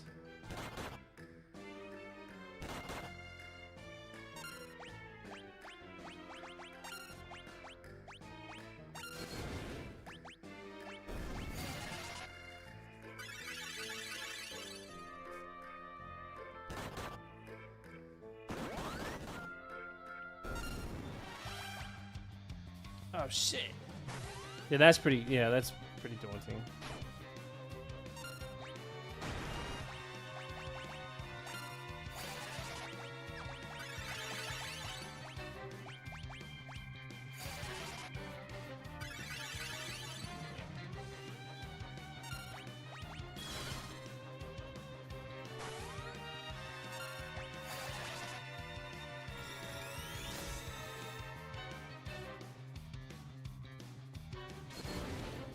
I've never actually tried to scan the own party members.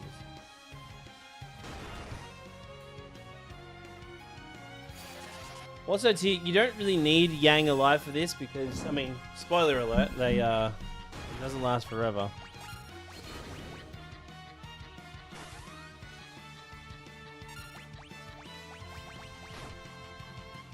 So it's like better XP going to the others. Killer Pez, it's too close to bedtime to be creepy naked doll. I don't know.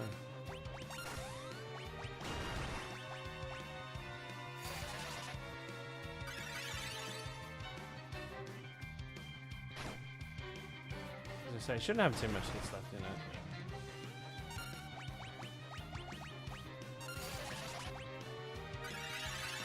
Aloha, welcome in. Morning from Hawaii. Hello from Australia.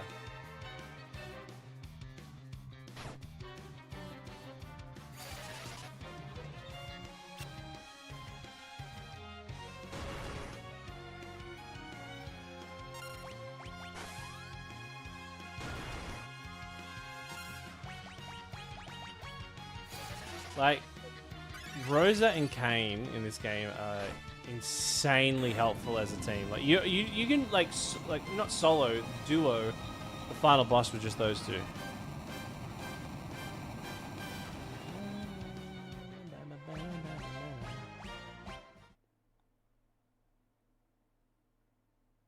Oh, you big bullies, you piece of shit.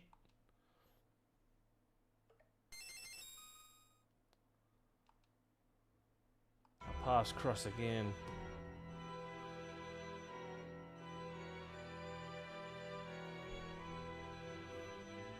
God, he's got such a cool sprite.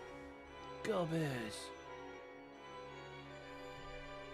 I command you for finding your way to the underworld. To reward your efforts, I shall tell you why I'm collecting the crystals. I require all aid in order to reactivate the Tower of Babel, which leads to the moon. Legend says a power beyond our comprehension can be found there. I need only one more crystal to turn my dream into a reality. You have been a great aid in my quest. Now prepare for your final reward. A happy ending.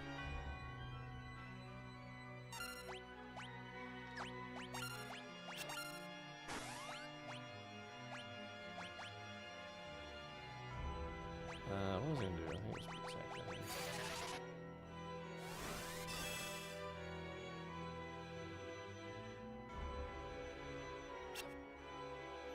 So I don't think we can actually hurt him, can we? Your power pales in comparison to mine. I expected more.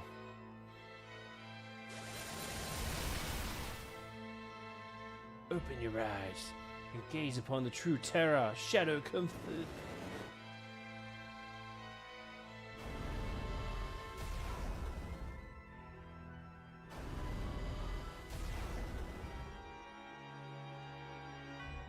Farewell, Thethel. Mist breath.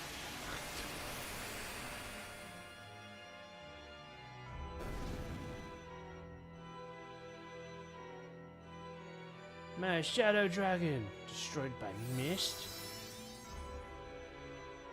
Are you okay? You should be able to move now. That voice.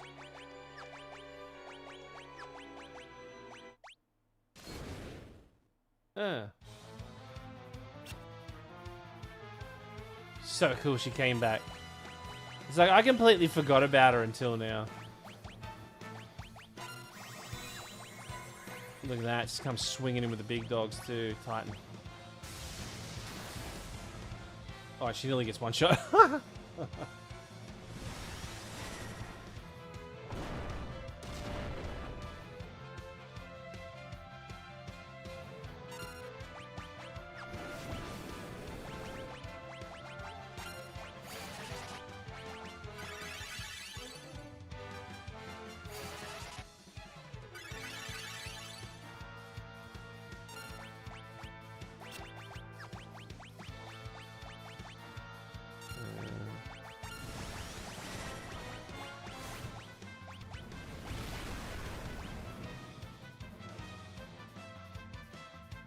This cannot be.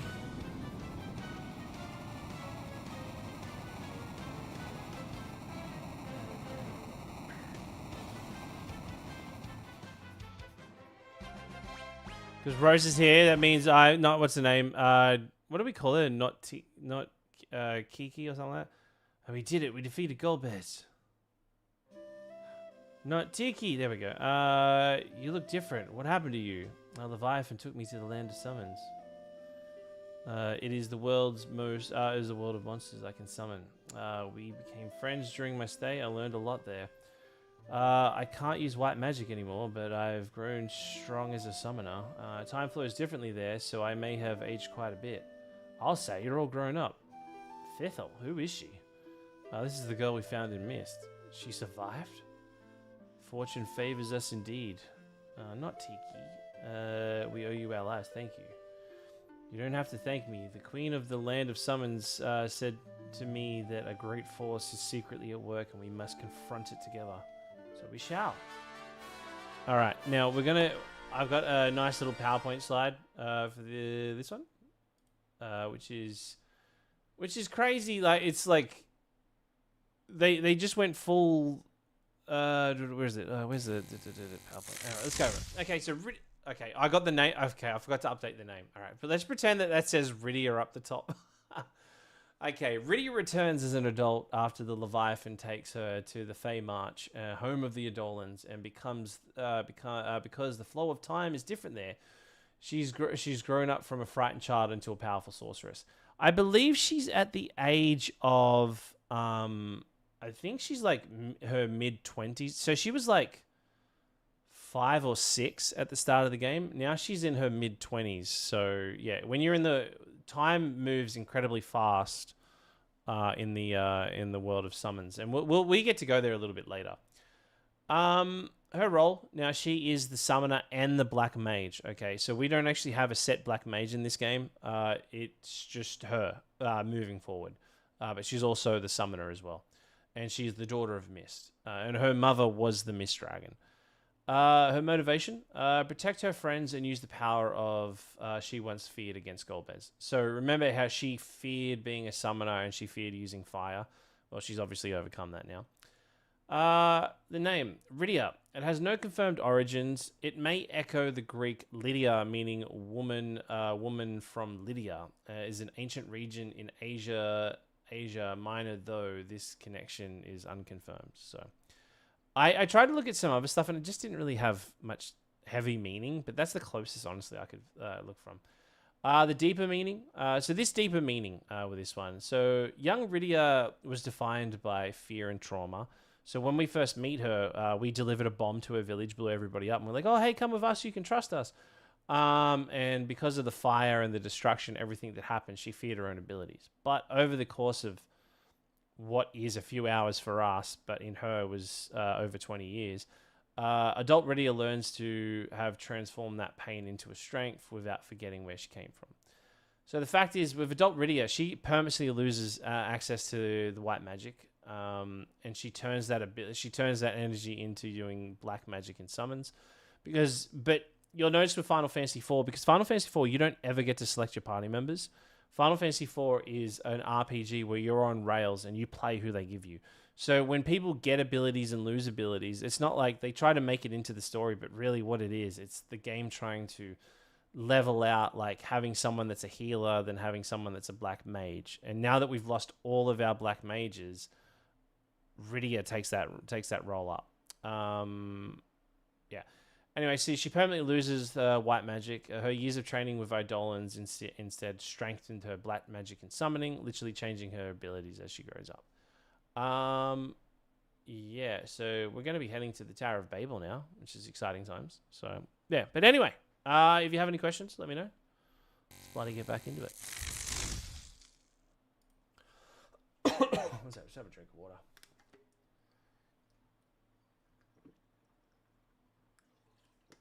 Also, thank you Forever Figaro for the follow too. I bloody appreciate it. Thank you.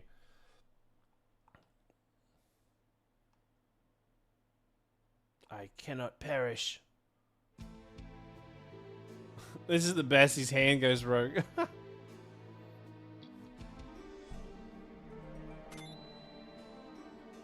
It's like we defeated him, but his hand came and stole it. I'm sorry, Your Majesty.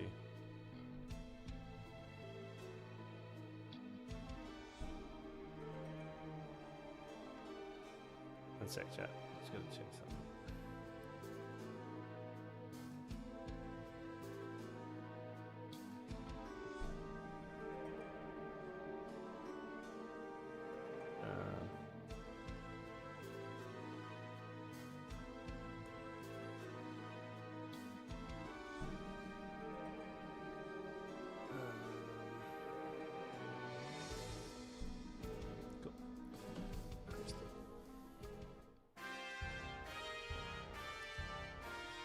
The Jessica Alba movie where the kid hand gets possessed. But that's the thing.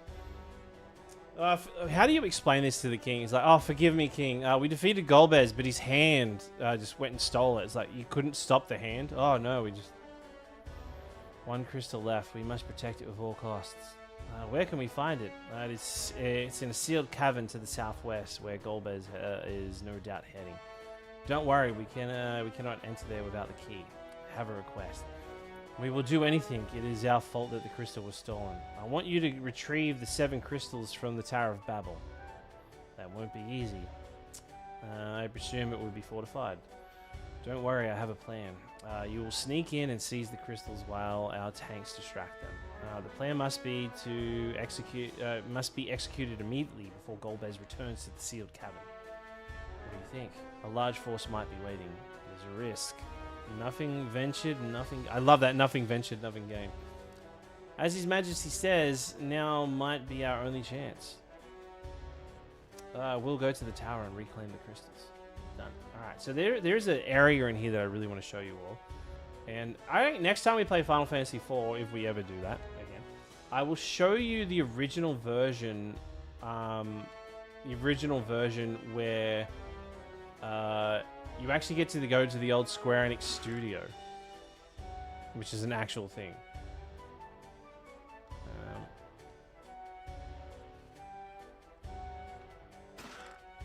There's also so much shit we can get from there as well.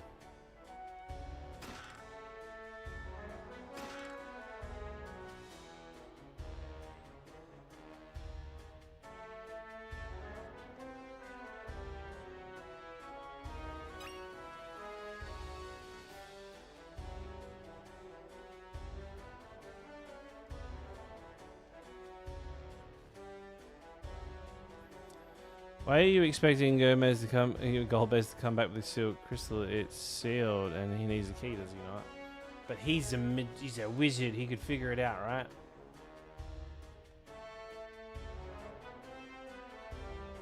I don't know if there's any hidden area in this. Oh, no, okay. I'm pretty sure it's this place.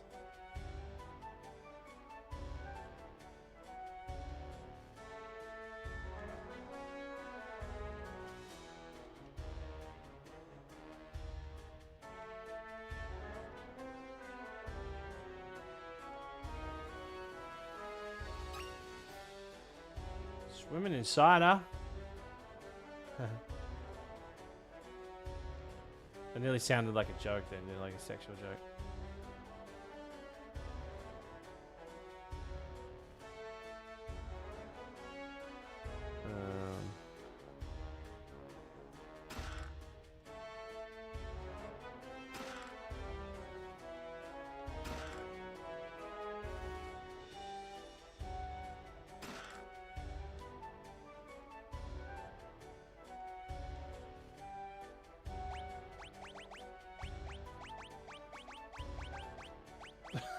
Just dead on the ground.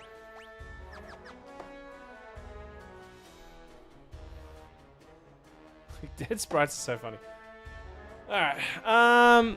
What's this? Oh, hey, Leanne. Sorry, I missed a lot of chat.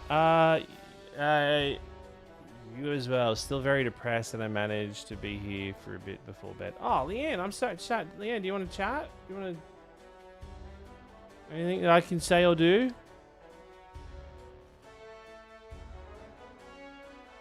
That sucks. Sorry to hear that.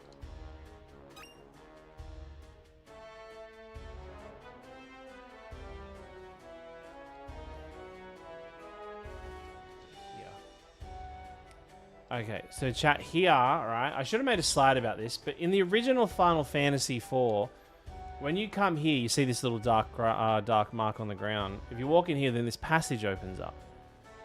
And now when you get here, right, this message pops up. It says, 1991 Dev Team Office, abandoned. So it's not there anymore. So originally, there was a door here that led you to this room, and it would show it'd have all the, it have a bunch of NPCs walking around and doing stuff, and it had the old, like, devs in here, and you could talk to them and whatnot. It was just like this nice little Easter egg. I really love that they did that.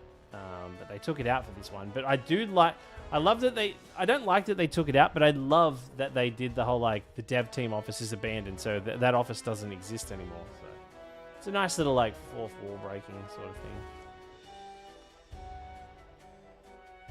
Always fighting, never dancing. I like dancing more than fighting. Lolly ho! I gotta dance. This dude's drunk, by the way.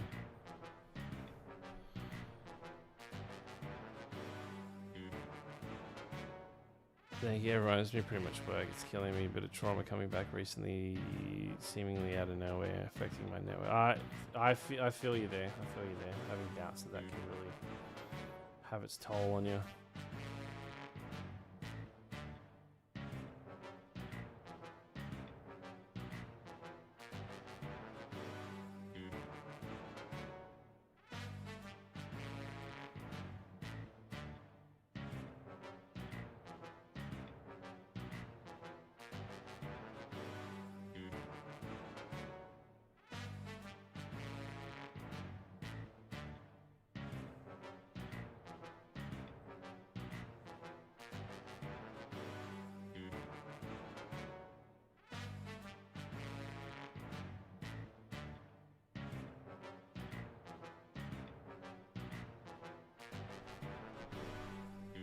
Sorry, I was just checking something.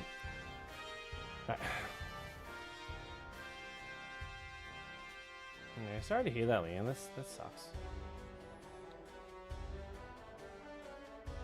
Every time I tell Jack that I'm feeling a bit sad and down, he just goes, "Have you tried not?" I'm like, you know what? I haven't.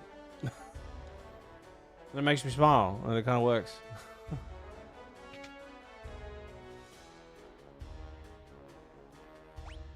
Actually, we need to upgrade our armor. So somewhere in here, and I can't remember where, there is a... There's a thing. There's a thing... I can't remember where it is. Is it here? Oh yeah, it's literally here.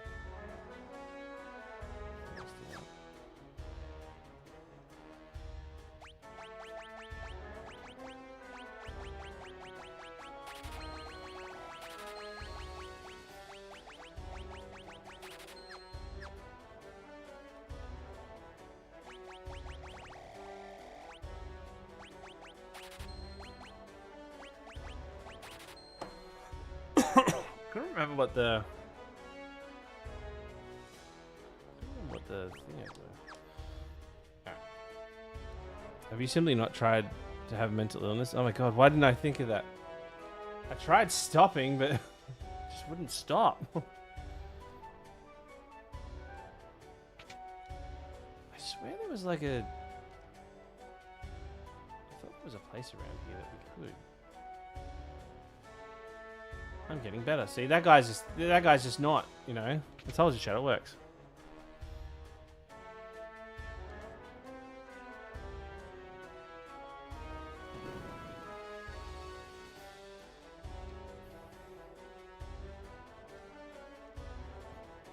Oh, that's right. This is the place.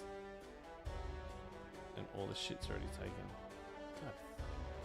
Right. Take care. Right.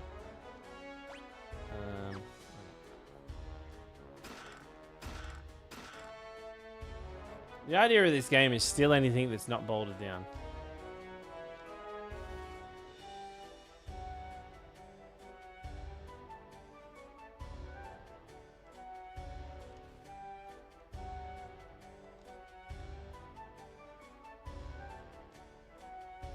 I don't know why, but I find it so offensive that they have all these chests here and nothing for me.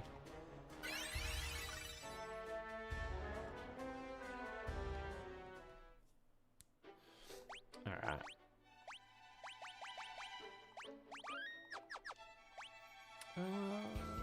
Alright. So we've actually got a bit of a walk ahead of us. Whatever.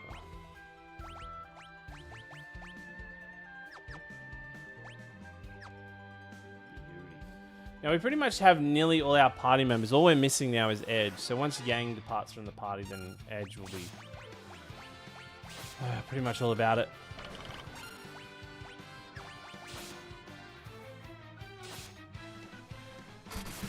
It's a shame because I really like Yang. His kick ability was just good for like mobs.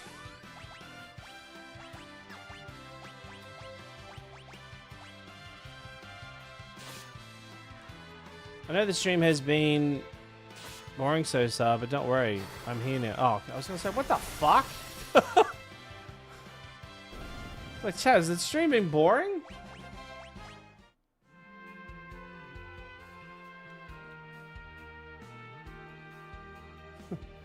Also, over on TikTok, sorry I missed these. Brian, thank you for confetti, hanging lights, and the Super GG.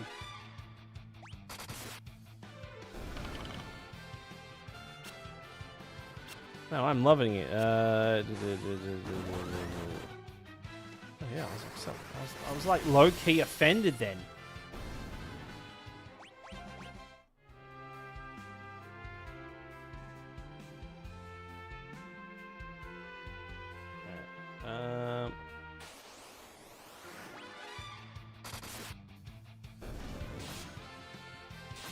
Oh, you said that over on YouTube as well, yeah.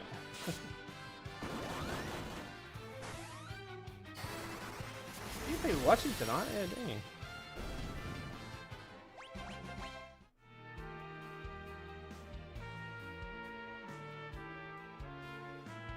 So this wasn't as big than I thought. Magma total.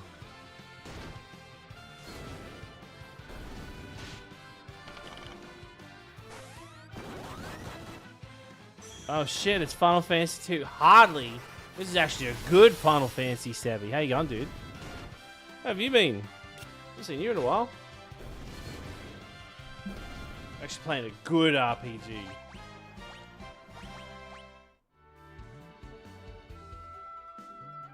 there we go. Am I crazy? Oh yeah, it's up and over. Ready for this cinematic combat.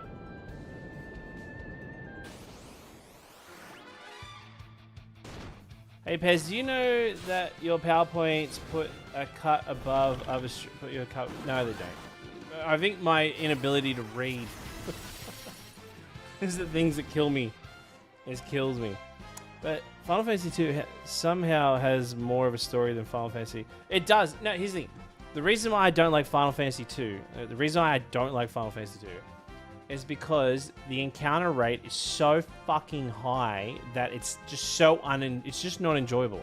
The story's good, the characters are good, but the encounter rate is insane. The story for Final Fantasy III doesn't pick up until like the last hour of the game.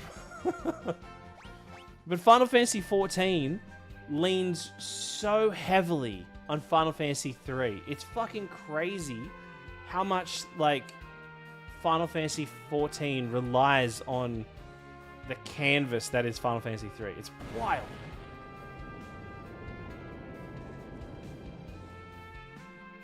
Final Fantasy II without boosts. No encounter rate. Oh, it's... oh, is that... Wait, is that how you played it? You just turn off encounter. I mean, that's the way to do it. That's the way to do it. Because I'm trying to time it. I feel like if I did that, I would fuck up my timer. Can't even talk to him.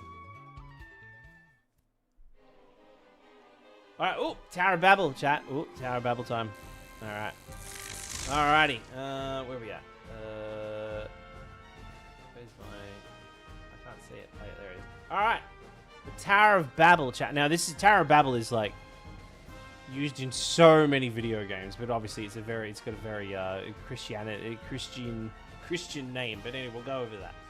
Okay, the Tower of Babel. The Tower of Babel is a colossal structure built by Golbez in the underworld. Actually, sorry, I fucked that up. Golbez didn't actually build this. This was a structure that actually existed before Golbez. He actually uses this structure, so that's a bit of a fuck up on my part. Anyway, the Tower of Babel is a colossal structure that Golbez in the underworld is. Golbez is gathering the power of the crystals, rising towards the surface. It becomes one of the most important strongholds and major obstacles in Cecil's party.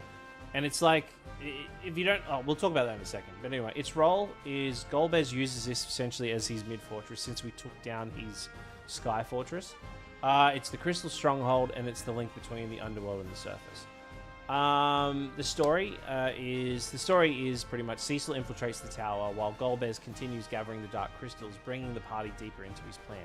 So at this point, Golbez is going off and getting that final crystal, and the idea is we're going to take the crystals, and when he gets back there, he's like, I've got it. It's like in Final Fantasy... Sorry. What scene we're looking at here is they just pulled it straight from Dragon Ball Z, or maybe Dragon Ball Z pulled it from this.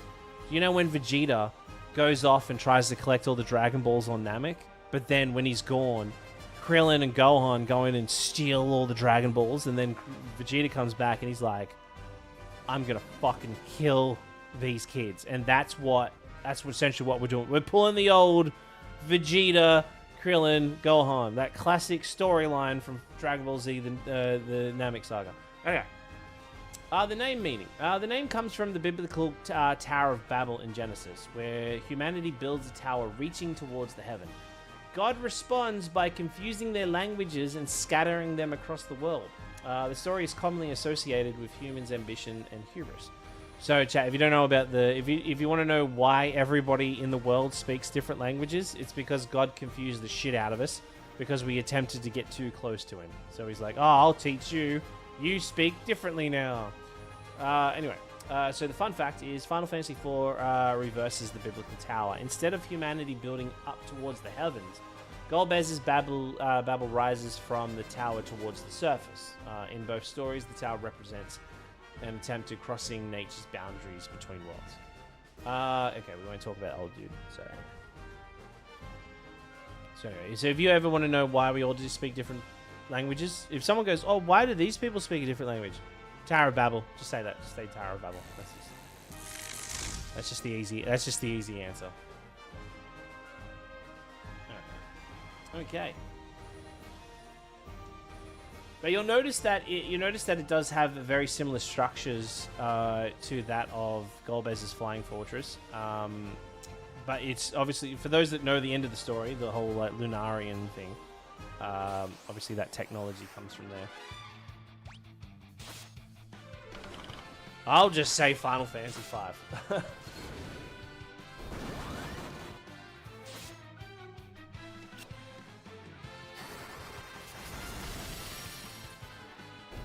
You forgot name. We're Final Fantasy IV. Yeah. Where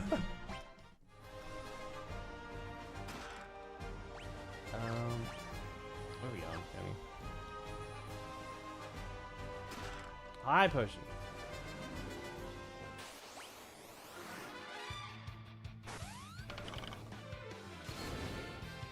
Everything I've learned from you guys. Oh, awesome.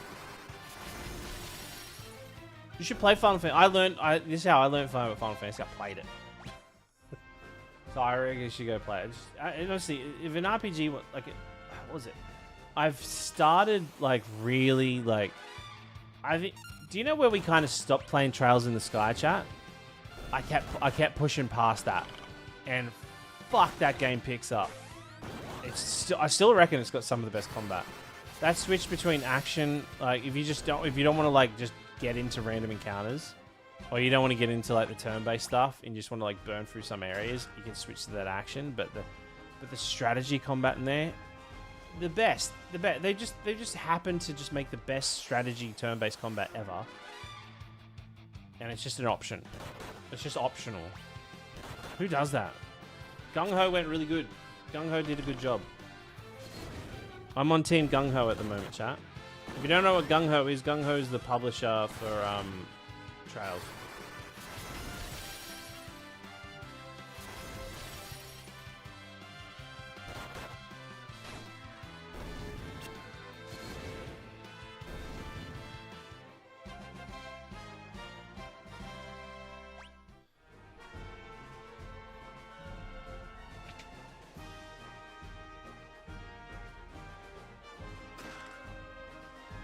It's a long game.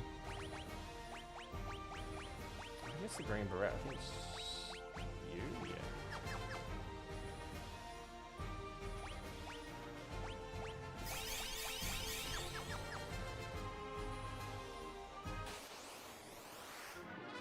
Right. Let's use violence. Pez, I got a hypothetical. All right, cover me in the goo. That is your hypothetical.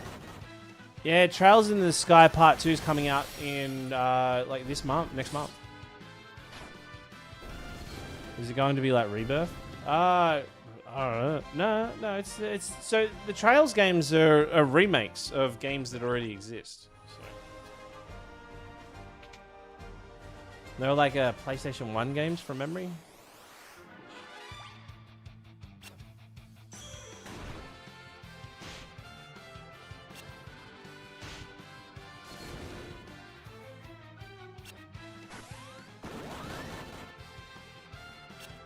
After you got off Final Fantasy the other night, I went around and picked up a couple of Extreme Trials I was missing. Hell yeah! We still got to do... I still want to do Ramu. Still want to do Ramu. It's annoying me that we haven't done Ramu. I'm just waiting on MSQ to see where Sarah's at. I gotta message Sarah to see if she's gonna keep doing it. Oh, these fucking annoying things. There's a trick to this. I can't remember. Oh, that's right. It alerts literally.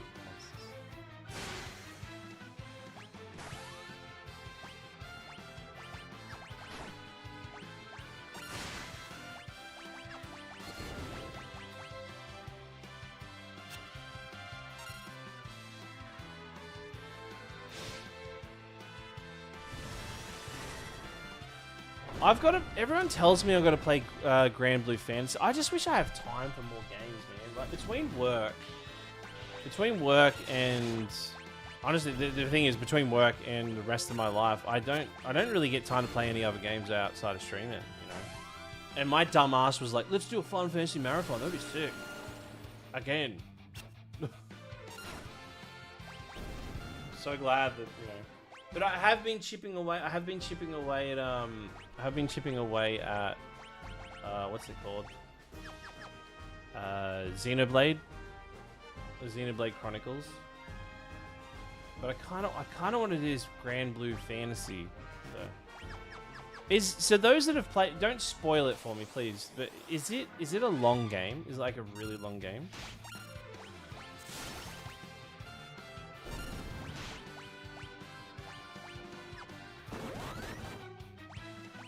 She's completely out of magic.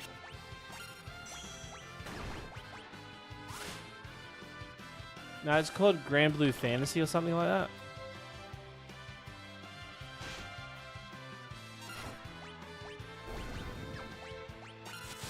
It's like no, but like the game that you're telling me to play, the single player one, is it? Wait, oh wait, how many Grand Blue games are there? Yeah, Grand Blue Fantasy Relink. Yeah, so for those that have played it, let me know. Yeah. Is it long? Because when I'm going, because I've got Japan coming up, so I'm gonna pick a game that I haven't played before, and that's gonna be my playing game. How many chests we got?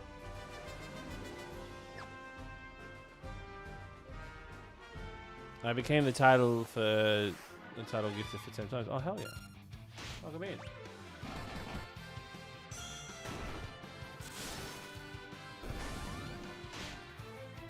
Where we at? Oh shit, we're at 100 and 400. I knew we were hitting over 400, but I didn't know we're at 409. Chat, we're 91 subs away from unlocking Guys. Or Air Guys. Air Guys? However we pronounce it. If you don't know what that is, it is a game on the PlayStation 1. It was a fighting game that also had this dungeon crawler minigame too, which was really sick. If we hit that, we'll unlock one of the oh, mystery egg. I don't remember what this is. Let's kill it.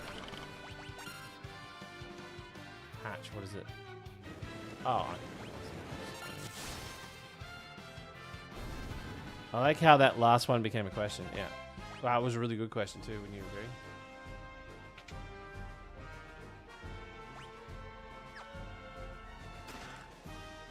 Oh, gotta kill a bow, chat.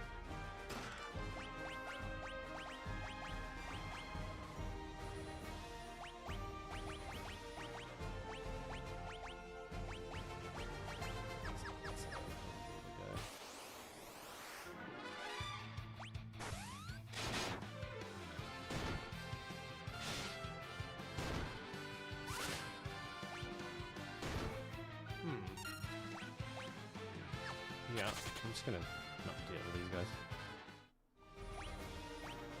I dreamt of naming the Final Fantasy characters you, I, me, he, and she. Yeah, right. I think you need new dreams. I think you need to start dreaming a little bit bigger, Silas. Or you dreamt. Oh, okay. Okay, that makes more sense then. I was like, you might need different goals in life. Like, I'm not hating on your goals or anything like that, but yeah. I have a dream that I could eat an apple.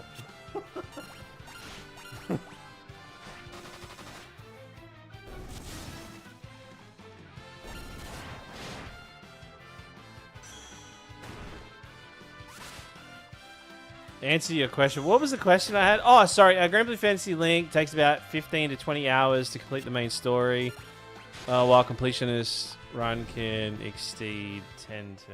Yeah, right. Okay. Thank you for that. Okay, that's good. That'll be good for the... That'd be good for... That's perfect for the plane, actually. I wonder if that would be helpful. I'm going to hang on to that, because I think that actually comes handy later on. There's an enemy that it's really good for.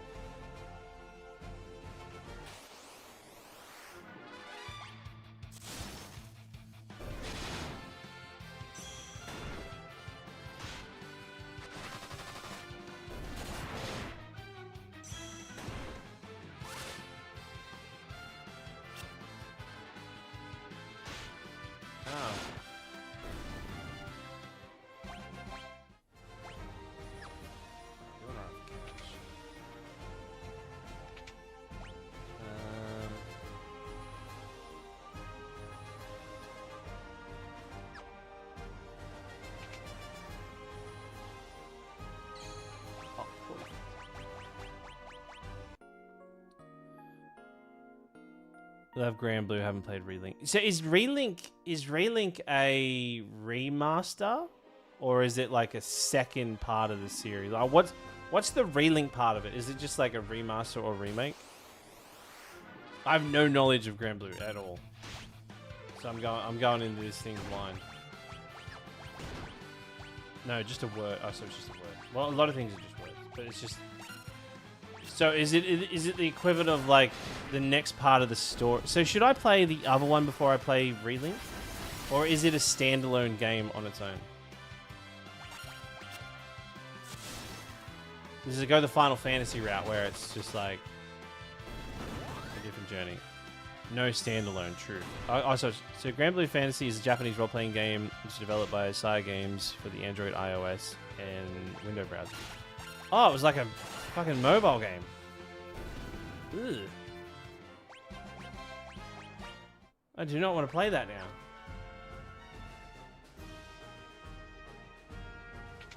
I'm going to tell you, you're not blowing my mind. I wish it was a browser game.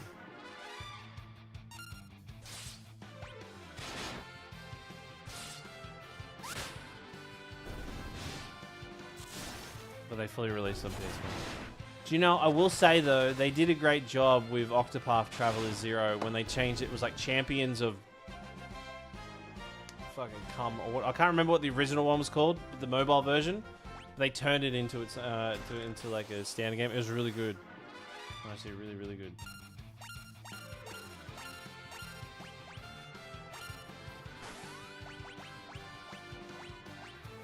Let's do...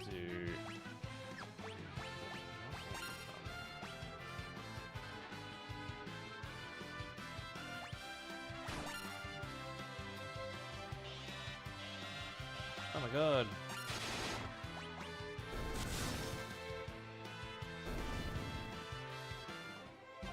Champions of Champion. It was Champions of... It was something like that. Was it Champions of Champions? Or is that Renee just being silly?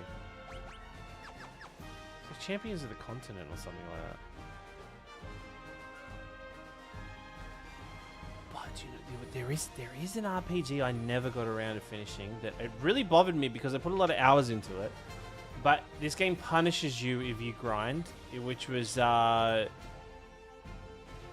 Oh, it's called The Last Something. Oh, fuck.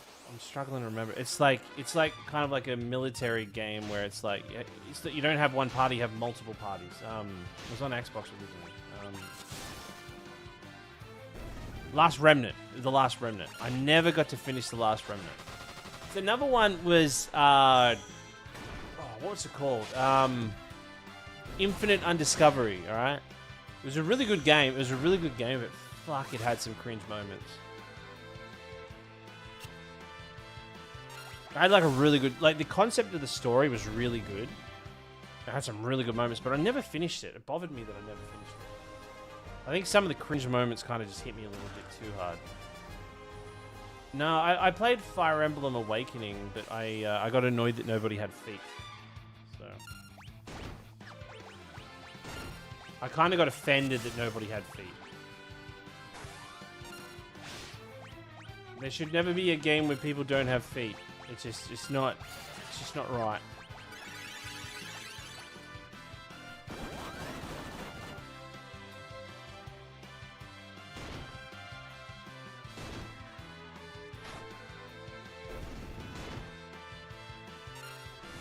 It's like, I like feet, alright? When someone rocks up and I'm like, hey, what's going on? And like, hey, what's up? I've got no feet. I'm like, what do you mean you got no feet? Everybody should have feet. They just look like they were hovering around. It just didn't make sense. And when I researched why they didn't have any feet, it's like, oh, there was an issue and they forgot to fix it, so it just came out with no feet. I'm like, what? What the fuck are you talking about? Oh, they just didn't fix it. No, you don't just not fix it. You can fix it. How does that go through? How does that go through the final approval? That nobody has feet.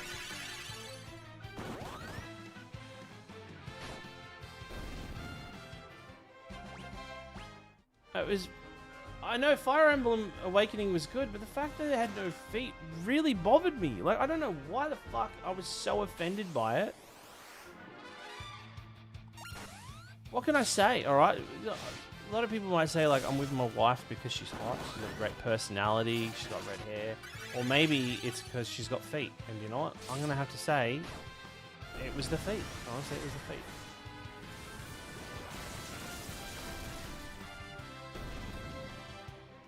Lulu was still the best though. But she might have feet, but I've never actually seen Lulu's feet. Yeah, that's another thing too. I don't know. If Lulu did a reveal and she removed her dress, like lifted her dress up, and there was no feet there. If they design Lulu and she doesn't have feet under, like she doesn't actually have, they didn't actually put feet on her model. Oh my god. Oh, I might throw up.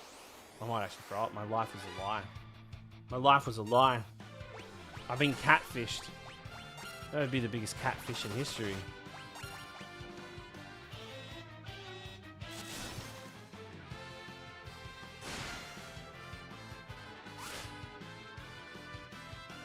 I'm literally losing the meaning of the word feet now. How would you feel if all of a sudden, like, they showed you, like, the full model of Lulu, how they designed it, and there was no legs under there? There was no feet.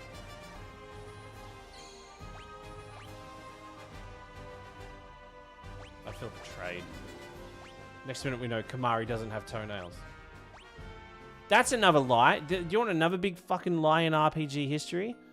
Is in the cutscene where Kamari first like jumps down and attacks Tidus. He has this like feral form where he's like on all fours and he's like, it's like his body and his muscles are shifting back into like a bipedal stance. That's just in that cutscene. That's it. Kamari doesn't actually do that for the rest of the game. Big fucking lie.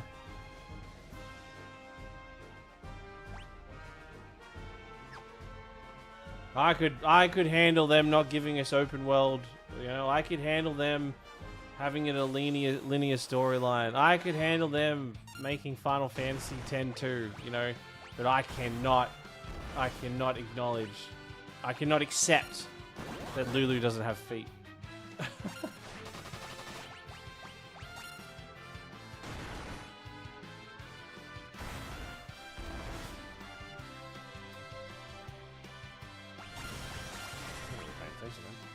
This place really loves stone.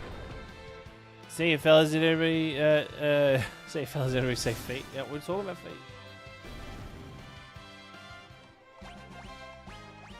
Got another Medusa there. Look, how many of these we got now? Oh, two. Okay. Oh, he's got a sword now. He's not actually using...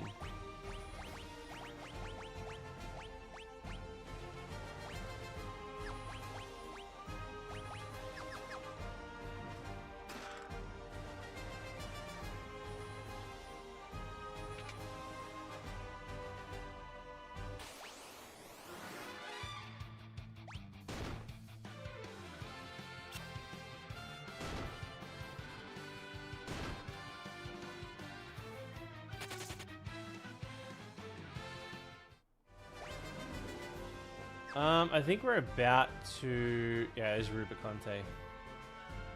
We won't talk about Rubicante just yet. We'll talk about him a little bit later when Edge is around. Alright. Have a safe trip, Mr. Rubicante. Don't worry about me, Evelyn. Evelyn has already been decimated, along with its ninjas. Take care of things until I return. This dude's insane, by the way.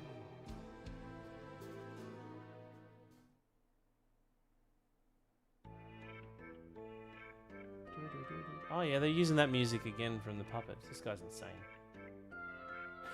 Golbez and Rubicante are gone. I'm in charge now. What's with him? Shh. Who's there? Fithel. How did you get here? Caught you at a bad time, eh? What a pity Rubicante isn't around to protect you. How dare you disrespect me, fool? I may not be an elemental lord, but I, Dr. Luge? Am the brains of old Golbez's operations. On my honor, I will protect this tower. That's a laugh. All right, before we get into it, let's talk about him. What do you reckon? I wasn't gonna do a slide for this guy, but I was like, oh, I'll just chuck one together for him. Why the hell not? All right, okay. Dr. Luge? Dr. Luge is Golbez's twisted mad scientist stationed in the Tower of Babel. He creates weapons and monsters for Golbez, including the enormous, gigantic robot. His enormous robotic companion, Barnabas. Barnabas. I'm trying to say Barnabas. And represents the technology side of Golbez's forces. His role is the mad scientist, Golbez's engineer, and the creator of Barnabas. His motivation is to serve Golbez through his experimentation, machinery, and increasingly dangerous creations. I actually really wish for this character that they didn't kill him off quick, because like we don't know anything about this dude. Then all of a sudden he's here, then we like fight him, and then he's one and done, and he's gone. I feel like this guy could have had like an ongoing thing, like he could have been like turned into like an abomination right near the end of the game, but we never got anything like that. The name meaning. Luge has no confirmed square etymology. Interestingly, though, Luge resembles the name deprived of Luge,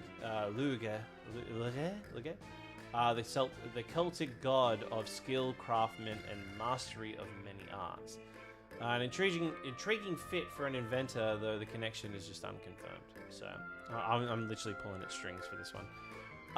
Luge's Japanese title is essentially Dr. Luge, making him one of Final Fantasy's earliest true mad scientist villains. A mixture of biology and machine foreshadows latest series scientists such as Hojo in Final Fantasy VII. The difference being largely that Luge plays an archetype almost entirely for dark comedy. But he's essentially one of the first kind of like... I know, he's such an odd character. I just don't like how he's just here and then he's gone, you know?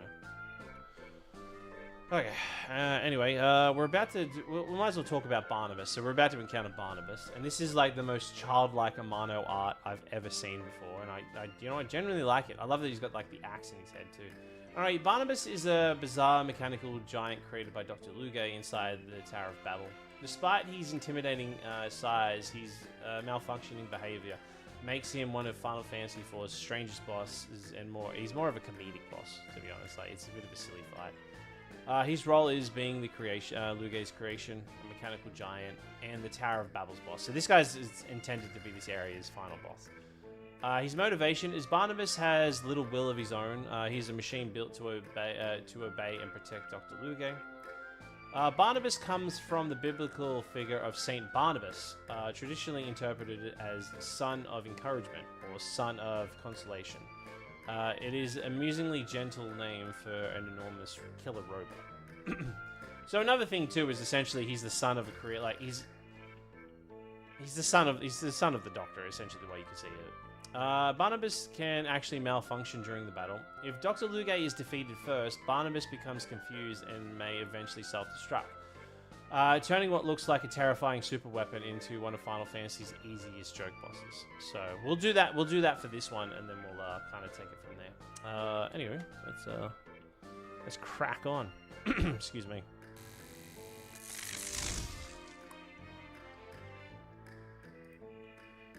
All right, cool.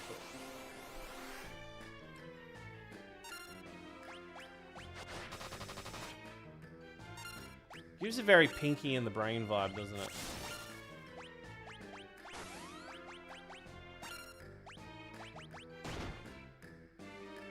Oh, you big oaf. So even he attacks him.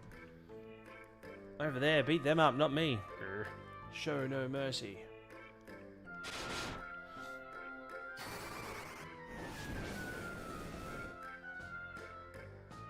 Would be interesting to do an art challenge where I draw characters and bosses and creatures. Maybe we do something like that. We do like a PowerPoint presentation. We do like a...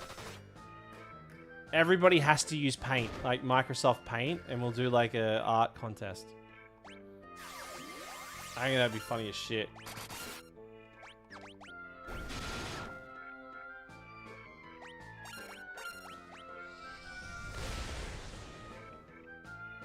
Whoa, what a hit. Hey!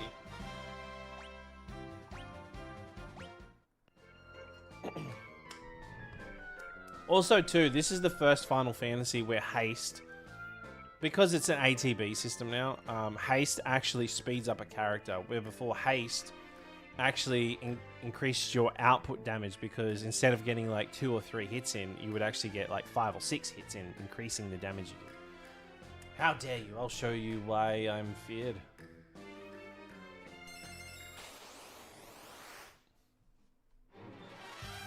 Oh, Yang's there.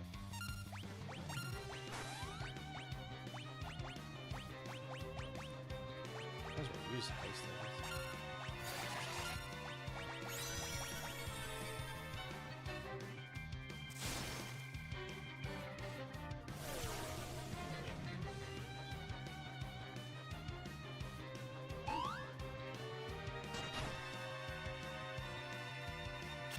Such a weird design.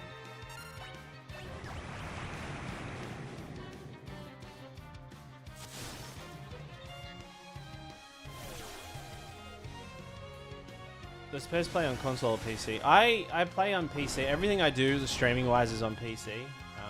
But I do play consoles. I've been playing my Switch too a lot lately.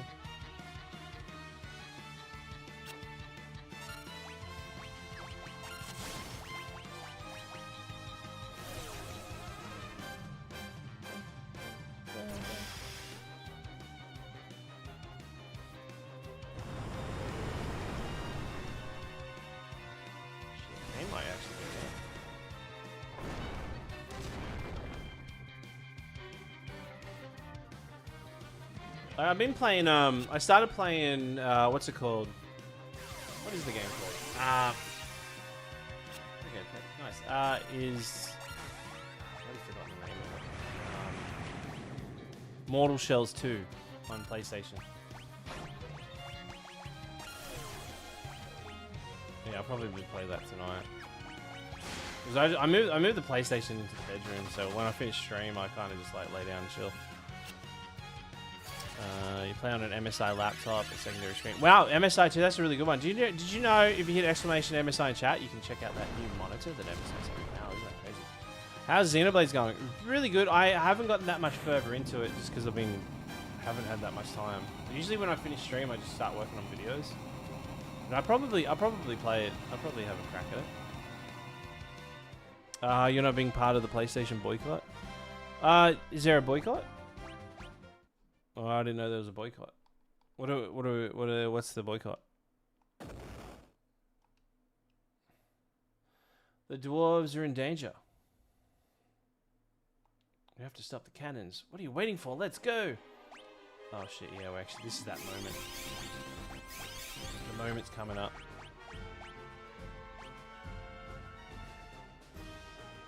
Okay, so, what are we doing?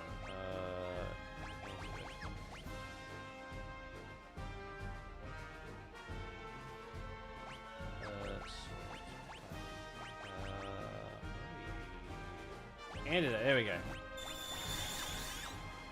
Alright. So, not that I'm expecting this guy to lose everything, but I think he's going to lose everything. So...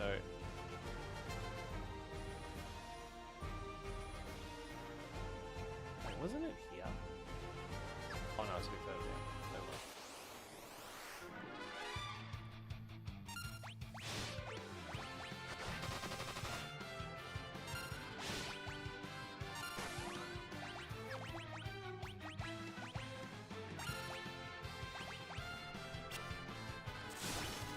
This whole week, no one logs into PlayStation to protest for what they've been doing lately. Oh, is that a thing? I didn't even know that was. I didn't even know that was a thing. There you go.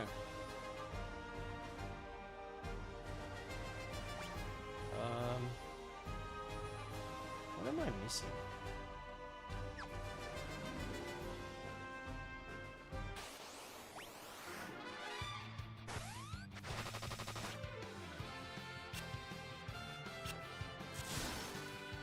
Other than Final Fantasy, what's your other than Final Fantasy, what's your favorite video franchise? Yeah, that's a good question. I want to make a video on that.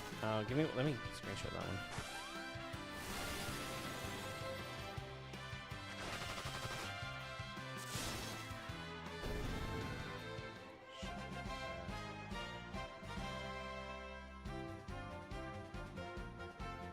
Screenshot that.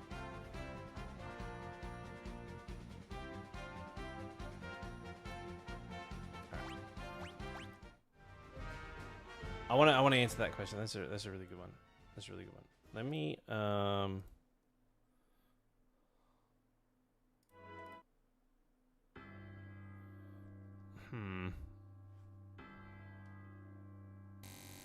Where's my chatting? Okay. All right. Where are we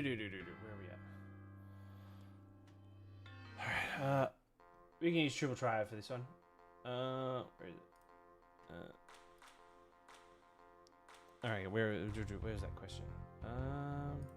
All right, here we go. We have a question in. Other than Final Fantasy, what are your favorite video franchises? Wow, do you know that's a really good question? That's a really good question. Thank you for asking that question. Honestly, one of the best yet, because a lot of people just see me and they think, wow, that's that Final Fantasy guy that really likes Lulu and hates Final Fantasy 2. But there's so much more to me. There's so much more to me. So which makes this possibly one of the best questions ever. I believe the Breath of Fire series is one of the best RPG series out there. Breath of Fire 3 is my favorite video game of all time.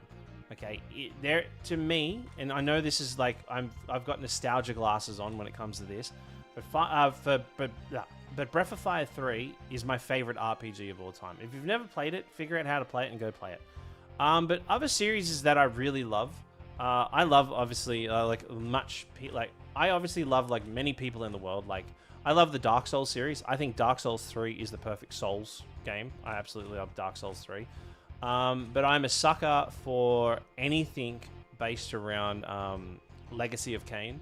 Like Legacy of Kain, Blood Omen, Soul Reaver. They're absolutely great games. Really, really love them. But I'm also like, I don't really make content around this sort of stuff, but I'm a big fan of Battlefield. I love Battlefield. I play the shit out of Battlefield. And I secretly play this game called Chivalry 2 off stream quite a lot. Actually, I go into the like the dual yard death matches and just play the shit out of Chivalry 2. I'm a huge fan of those. I've got like, and much like everyone, I've got like over 4,000 hours in GTA.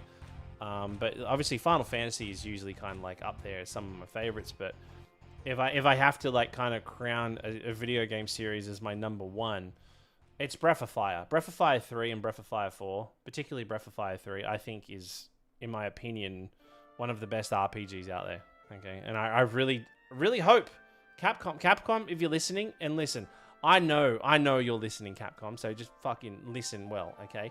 Let's bring back Breath of Fire. Wow, do you know what? Wow, what a brave thing to say. Can we get a round of applause for me for being so brave for saying that? But yeah, no, I really enjoy it. But there's other series out there. Like I like The Last of Us. I like God of War. Actually, I didn't like God of War Ragnarok. I thought God of War Ragnarok was awful. What else is there? Onimusha series, big fan of. Big fan of Resident Evil. I actually like Diablo. I'm a really big fan of Diablo, especially the lore. Yeah, like I'm pretty out there as far as like games I like. I'm like everybody. I don't really. Obviously, I make content around Final Fantasy because I know it inside and out. But like, you know, I think there was a period there where I would only play Left 4 Dead 2. I loved Left 4 Dead 2. Still to this day, still do. But yeah, I do have a bit of a soft spot for a lot of FPS titles like Battlefield. So yeah. But series that I never really got into. Like I never got into series like Stardew Valley and those like cozy games. I'm not into cozy games. Like I really don't think cozy games are my kind of style. You know, I live a stressful life and I don't think cozy games. I don't know. I'm not big on cozy games. I know a lot of people love cozy games and I respect people that do, but for me, yeah, they kind of stress the shit. Like, I think they stress me out because I'm like, no, this is too cozy. There's a lot of stressful things going on. I need to deal with those. That's probably the biggest one.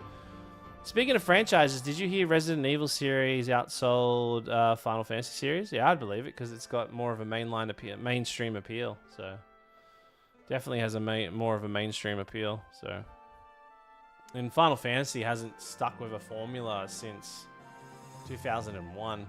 So yeah. But yeah, no, there's a reason why Resident Evil would have outsold it. So, but yeah, like I like Bioshock Infinite. I think, in my opinion, was one of the most groundbreaking stories of its time. Like that game, Bioshock Infinite, really affected me. It was a fucking hoot of a game, I'll tell you that. Yeah, but then there was a while there I got like sucked into GTA roleplay for like 2 to 3 years. You know, I got really obsessed with that for a bit, and then, but yeah, no, but I think I always keep just coming back to RPGs because I can just take my time with them. But I do like my Souls-like. I love anything. I love Dark Souls 1, 2, and 3. I think 3 is perfect. I think 3 is the pinnacle of Soul-likes. No Souls-like has can top bloody Dark Souls 3. But I do like them all. But yeah, but I was excited when I worked at. I don't know if you know this. I worked at 2K. I was excited when I worked at 2K, and then we announced that they were working on the new Bioshock, with like Cloud Chamber Studios. So I was excited to be able to work on that one. But then I left, so I don't know where that game is sitting at the moment. So yeah. Yeah, Bioshock, the new Bioshock game's in works. Yeah, it's being done by Cloud Chamber Studios. They may have shifted it, but yeah, I could have been in the credits on that game, if or when it comes out. So yeah. Hey, new to your stream, but my question is, okay, here we go. Hey, new to your stream, but my question to you is, which Final Fantasy game is your all-time least favorite title? Wow, that's a really good question. Let me get that one.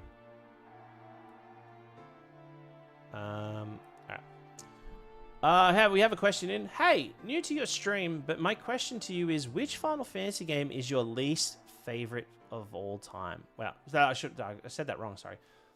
Hey, new to your stream, but my question is to you, which Final Fantasy game is your all-time least favorite title? Wow, do you know what?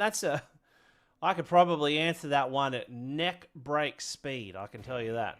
But you'd be surprised it's not the game you actually think it is, making this possibly one of the best questions ever. So thank you for asking it. I am not obviously a big fan of Final Fantasy II. And the reason why I don't like Final Fantasy II is not what you think, okay? The reason why I don't like Final Fantasy II is that every 5 steps you take, or sometimes 2 steps, you are just getting fucked in the face by random encounters, and the fights aren't fun. Honestly, they're just not fun. And there's too many like empty rooms in it. It's just like filler rooms. It just feels shit. I feel like it's an insult to a lot of people playing it. That's why I don't like it. Okay, but the Final Fantasy that I don't like the most actually is Final Fantasy IV: The After Years.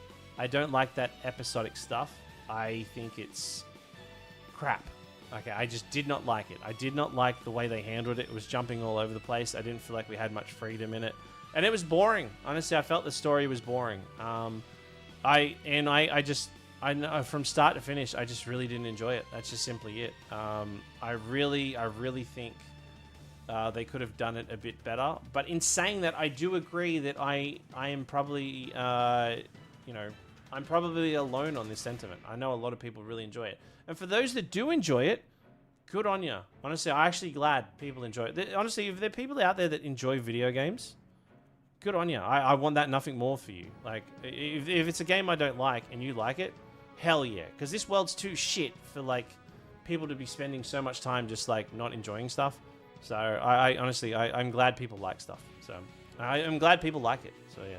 But anyway, that's my kind of answer to that one. Alright, cool. Anyway, let's get back in. What's the time? Ooh, shit, it's 11:30. We'll get through the Tower of Babel and we'll call it there.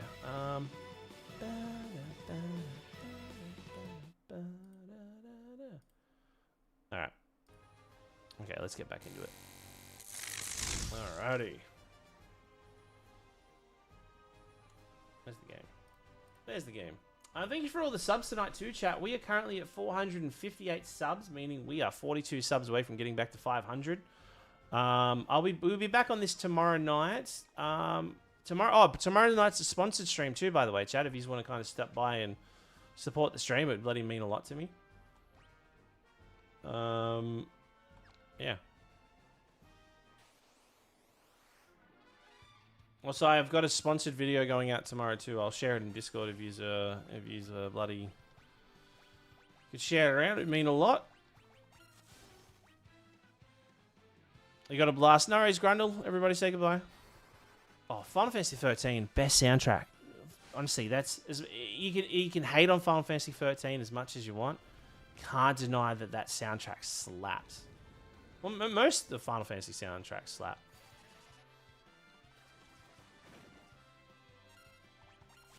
I've been listening to the Rebirth. Oh my god.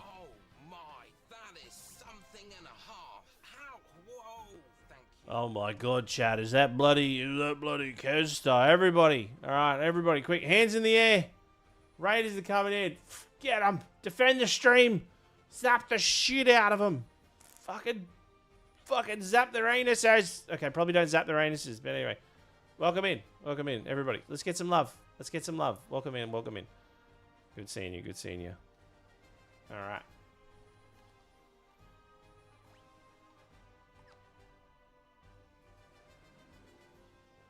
Well, you're streaming Leon and Surato. What the fuck is that? What was that game you were playing?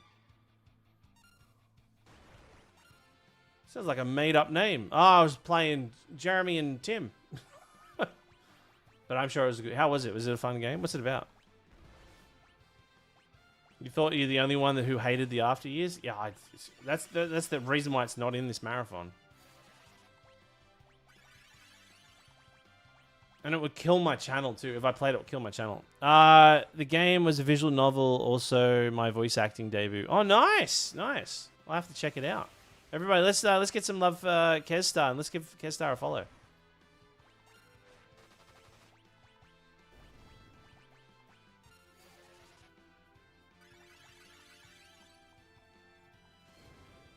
Pez, g'day. I wanted to say you're my favorite streamer, but recently I couldn't be on your streams because I think you're a piece of shit, so go fuck yourself, Pez. I wish you luck for the marathon. Oh my god, what the hell? So violent. That's not what they said. Because I literally got ran over by a truck. What the fuck? Are you okay?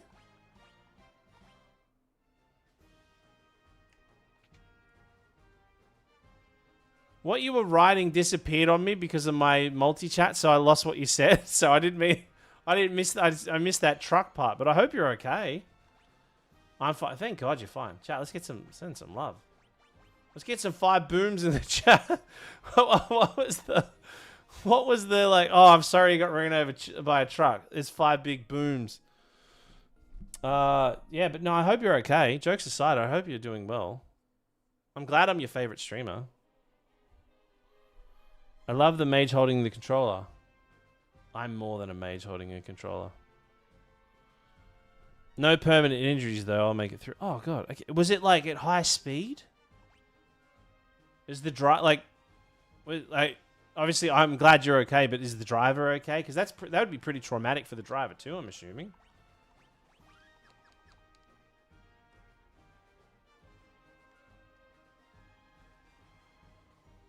I barely remember the Jesus Christ. Okay, well, I mean, you're doing well. That's all that matters, all right?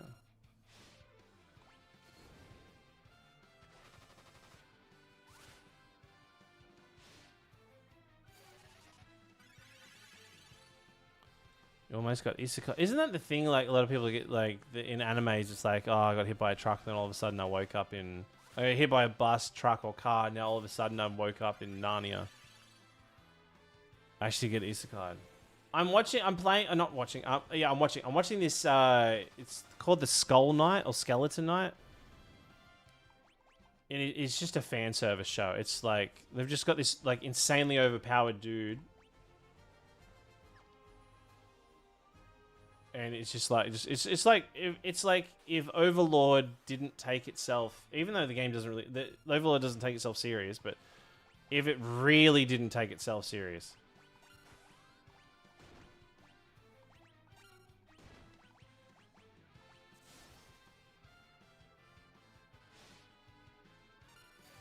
No worries. Rest up. I hope you're doing well.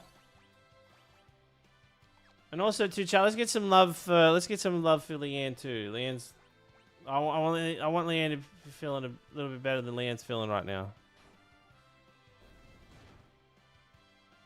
My sister recently got into a golf cart accident and it landed on her, crushed her leg. Oh my god! She said she didn't feel any pain anywhere until the paramedics got there, and they got the golf cart off of her. Oh my god!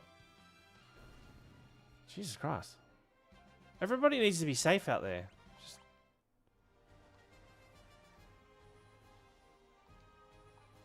Door's locked. Oh, this is that moment. Kill the dwarves, you cowards. You, how'd you get in here? Kill them. Kill them with murder. She's doing better, but wheelchair bound for 3 months. Oh my god. What was she doing in a golf? Were they being silly in the golf cart? Anyways, I got to go now. I hope you finish the marathon. Cheering for you. Thank you, mate. I hope everything's well. I hope you're doing well. And I'm sorry to hear what happened to you. Destroy the controls.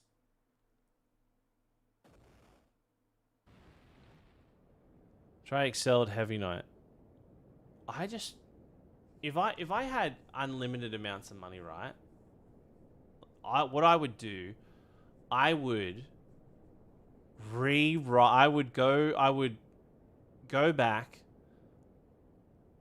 and delete everything from Sword Art Online up until that point. Do you know that point where they're in that dungeon, then all of a sudden, like, Kaiba reveals himself, and he's like, oh, you know, if you beat me, the game's over. Don't do that. Don't do that. You know, I would redo Sword Art Online and make, it would be a 10 season, all right? Every season is roughly 10 floors, okay? And each season has 25 episodes, you know, and I would do it that way, all right? I'd make them actually go up to the very top instead of this, like, leaving out on level 30 or whatever. Damn it. That's what I would do. I would fix Sword Art Online. It would be the greatest Sword Art Online show ever. All Sword Art Online is just cheap rip-off of Hack. But it was so good. It was so good until it wasn't. Ricky James, what are you doing? Rick James, leave this to me. Go, get out of here. No. This is going to explode. Go now. They could have both left and just closed the door. Ricky James! Cecil, everybody likes to thank you for your memories. Open the door. Ricky James. Please don't do this. There must be another way. Tell my wife I said hello. Ricky James, farewell. Boom. Like, he didn't need to stay in there. He could have just left. Rick James.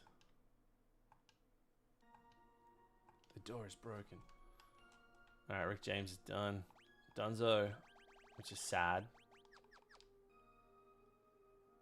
And we're going to go back to that teleport, I believe.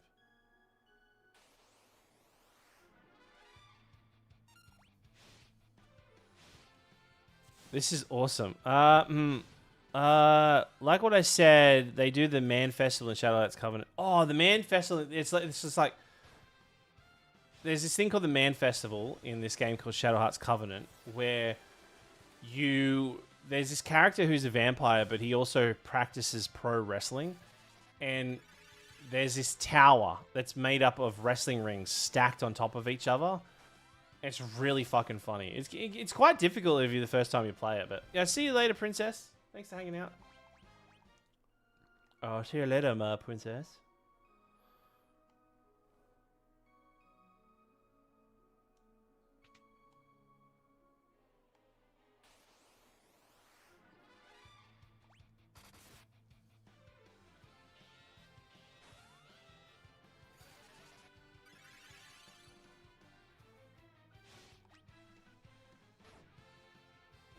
Nice.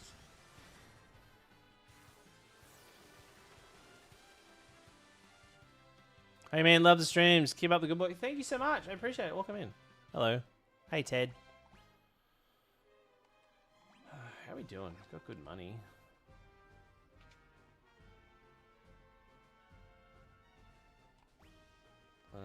Where are we going?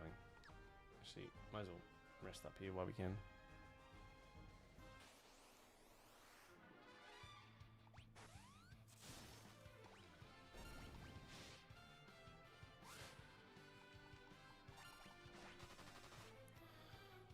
Please tell me, am I the only one who likes Chadley, agrees with Jojo, and dislikes Tiva?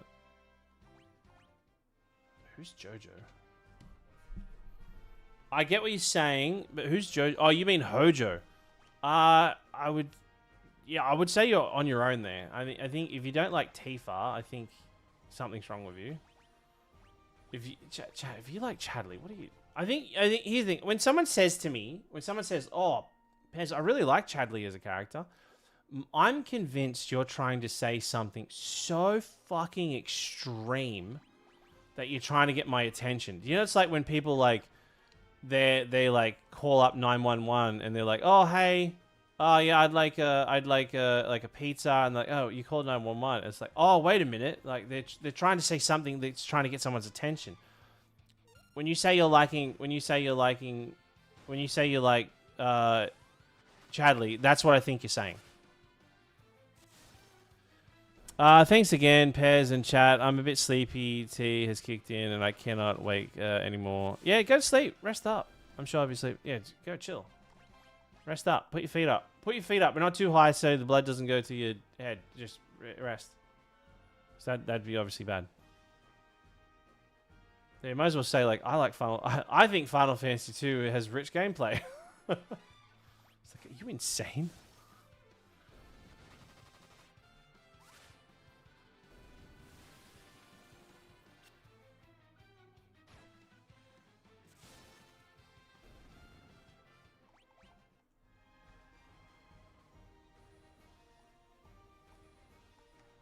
What? I thought we could use it. Can we not use teleport? Oh no. I'm doing it. I'm turning counters off because I ran the wrong way.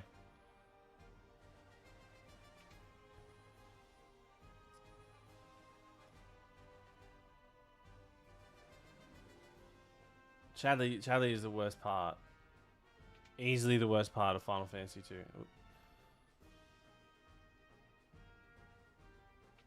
It's like if Chadley was taken out of there and they actually made summons not being digital constructs, it would totally fix the game. Totally, it wouldn't fully fix the game, but it would improve on it. Off to bed. No, he's Batty. Thanks for hanging out, mate. Yeah, I'm not far off finishing myself.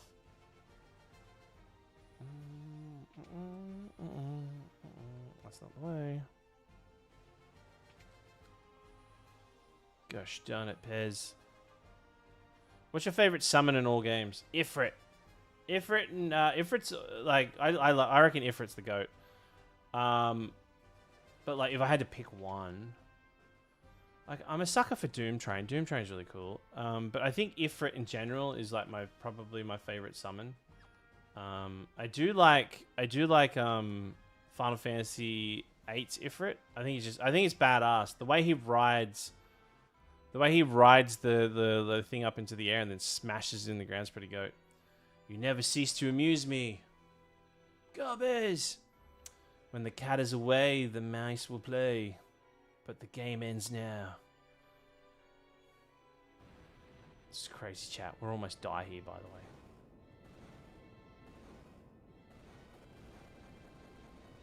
No. This is really cool. Watch this. Fucking catch is what a catch. Whoa, it doesn't get closer than that. Briangaraga. Where's Rick James? He was a hero to the very end. So he lost another good man. Sob. And who's she? This is not Tiki. She's a summoner from Mist. Damn it. It's still on me. Are you ready for some high intense chasing action?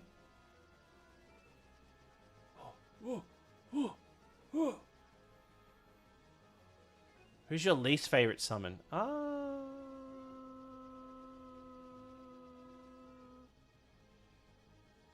this will piss. Do you know? Oh yeah. Do you know least favorite summon is the Kuja from Final Fantasy Kujara or whatever his name is from Final Fantasy V, like the bull. There's like the tri-elemental attack. Hated it. I hated it. It was the most pointless summon. I don't know. The Red Wings fleet seems to be. It's like if it has one, if it's weak to something, but it also gets healed by something. Ugh.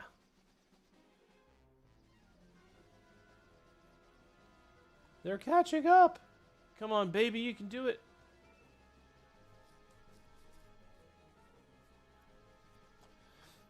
Wait, this is going to be the moment, right?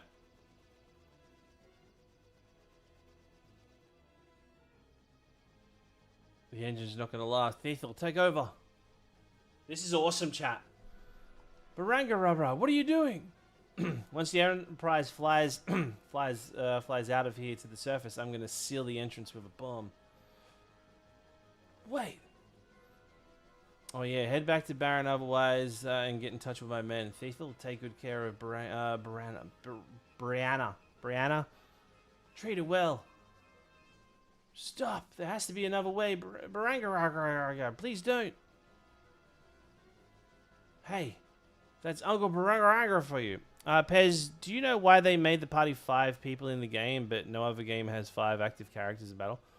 Oh, probably replayability, right? I mean, this game, you can't select your party members, so they try to, like, force as many party members into it, but, like, the other Final Fantasies, I guess ignoring 5 because, you know, it's all job classes, but the other Final Fantasies, you can change your party members in and out, so I guess it just makes more options and creativity, I guess. I mean, this is one of those cases where less is more. Final Fantasy IV had... Wait, did Final Fantasy IV had 4 characters from memory? Now, yeah, they only have 4 characters. Now, this is what I call going out with a bang.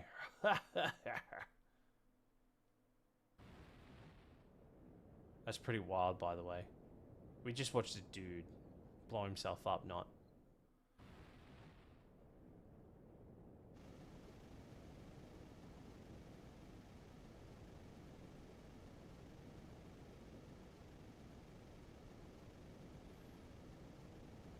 Which summon did you have the most egregious time trying to acquire? Well, I think the first time trying to get Knights of the Round when I was younger, trying to figure that shit out. Why? Everyone chooses death too hastily. Let's head to Baron. Oh, Tomberry was annoying. The Tomberry in 8 was annoying.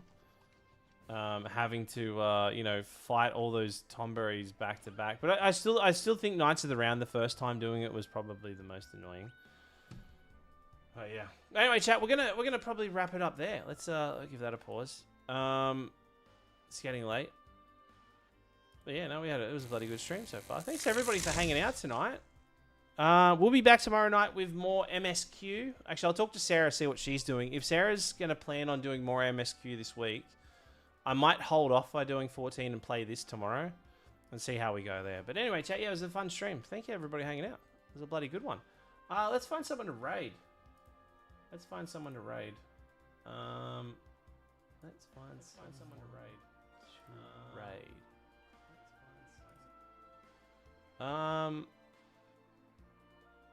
I might raid Shady, I reckon. Alright. There we go. Alright, we're gonna raid play it Shady. Everybody make sure you say good day. Tell her congratulations on just everything going on in life. I don't know what we're congratulating her about, but it's always nice to congratulate people. But anyway, chat, love you all, appreciate you all. Thank you for all the questions. If I missed any of your questions tonight, please hold on to them and ask me again. Okay, I do apologize. I didn't purposely miss any answers. It's just trying between streaming and whatnot. But free chats running at once gets a bit hard to manage. But anyway, chat, love you all, appreciate you all, and see you tomorrow for the sponsor stream. Till then, bye. Oh, actually, I was okay. Well, okay. Now you know I was recording for an MSI thing. So let me just. Okay, that was okay. Bye. I'll see you later. This is the scene I used to record my audio. Alright, bye.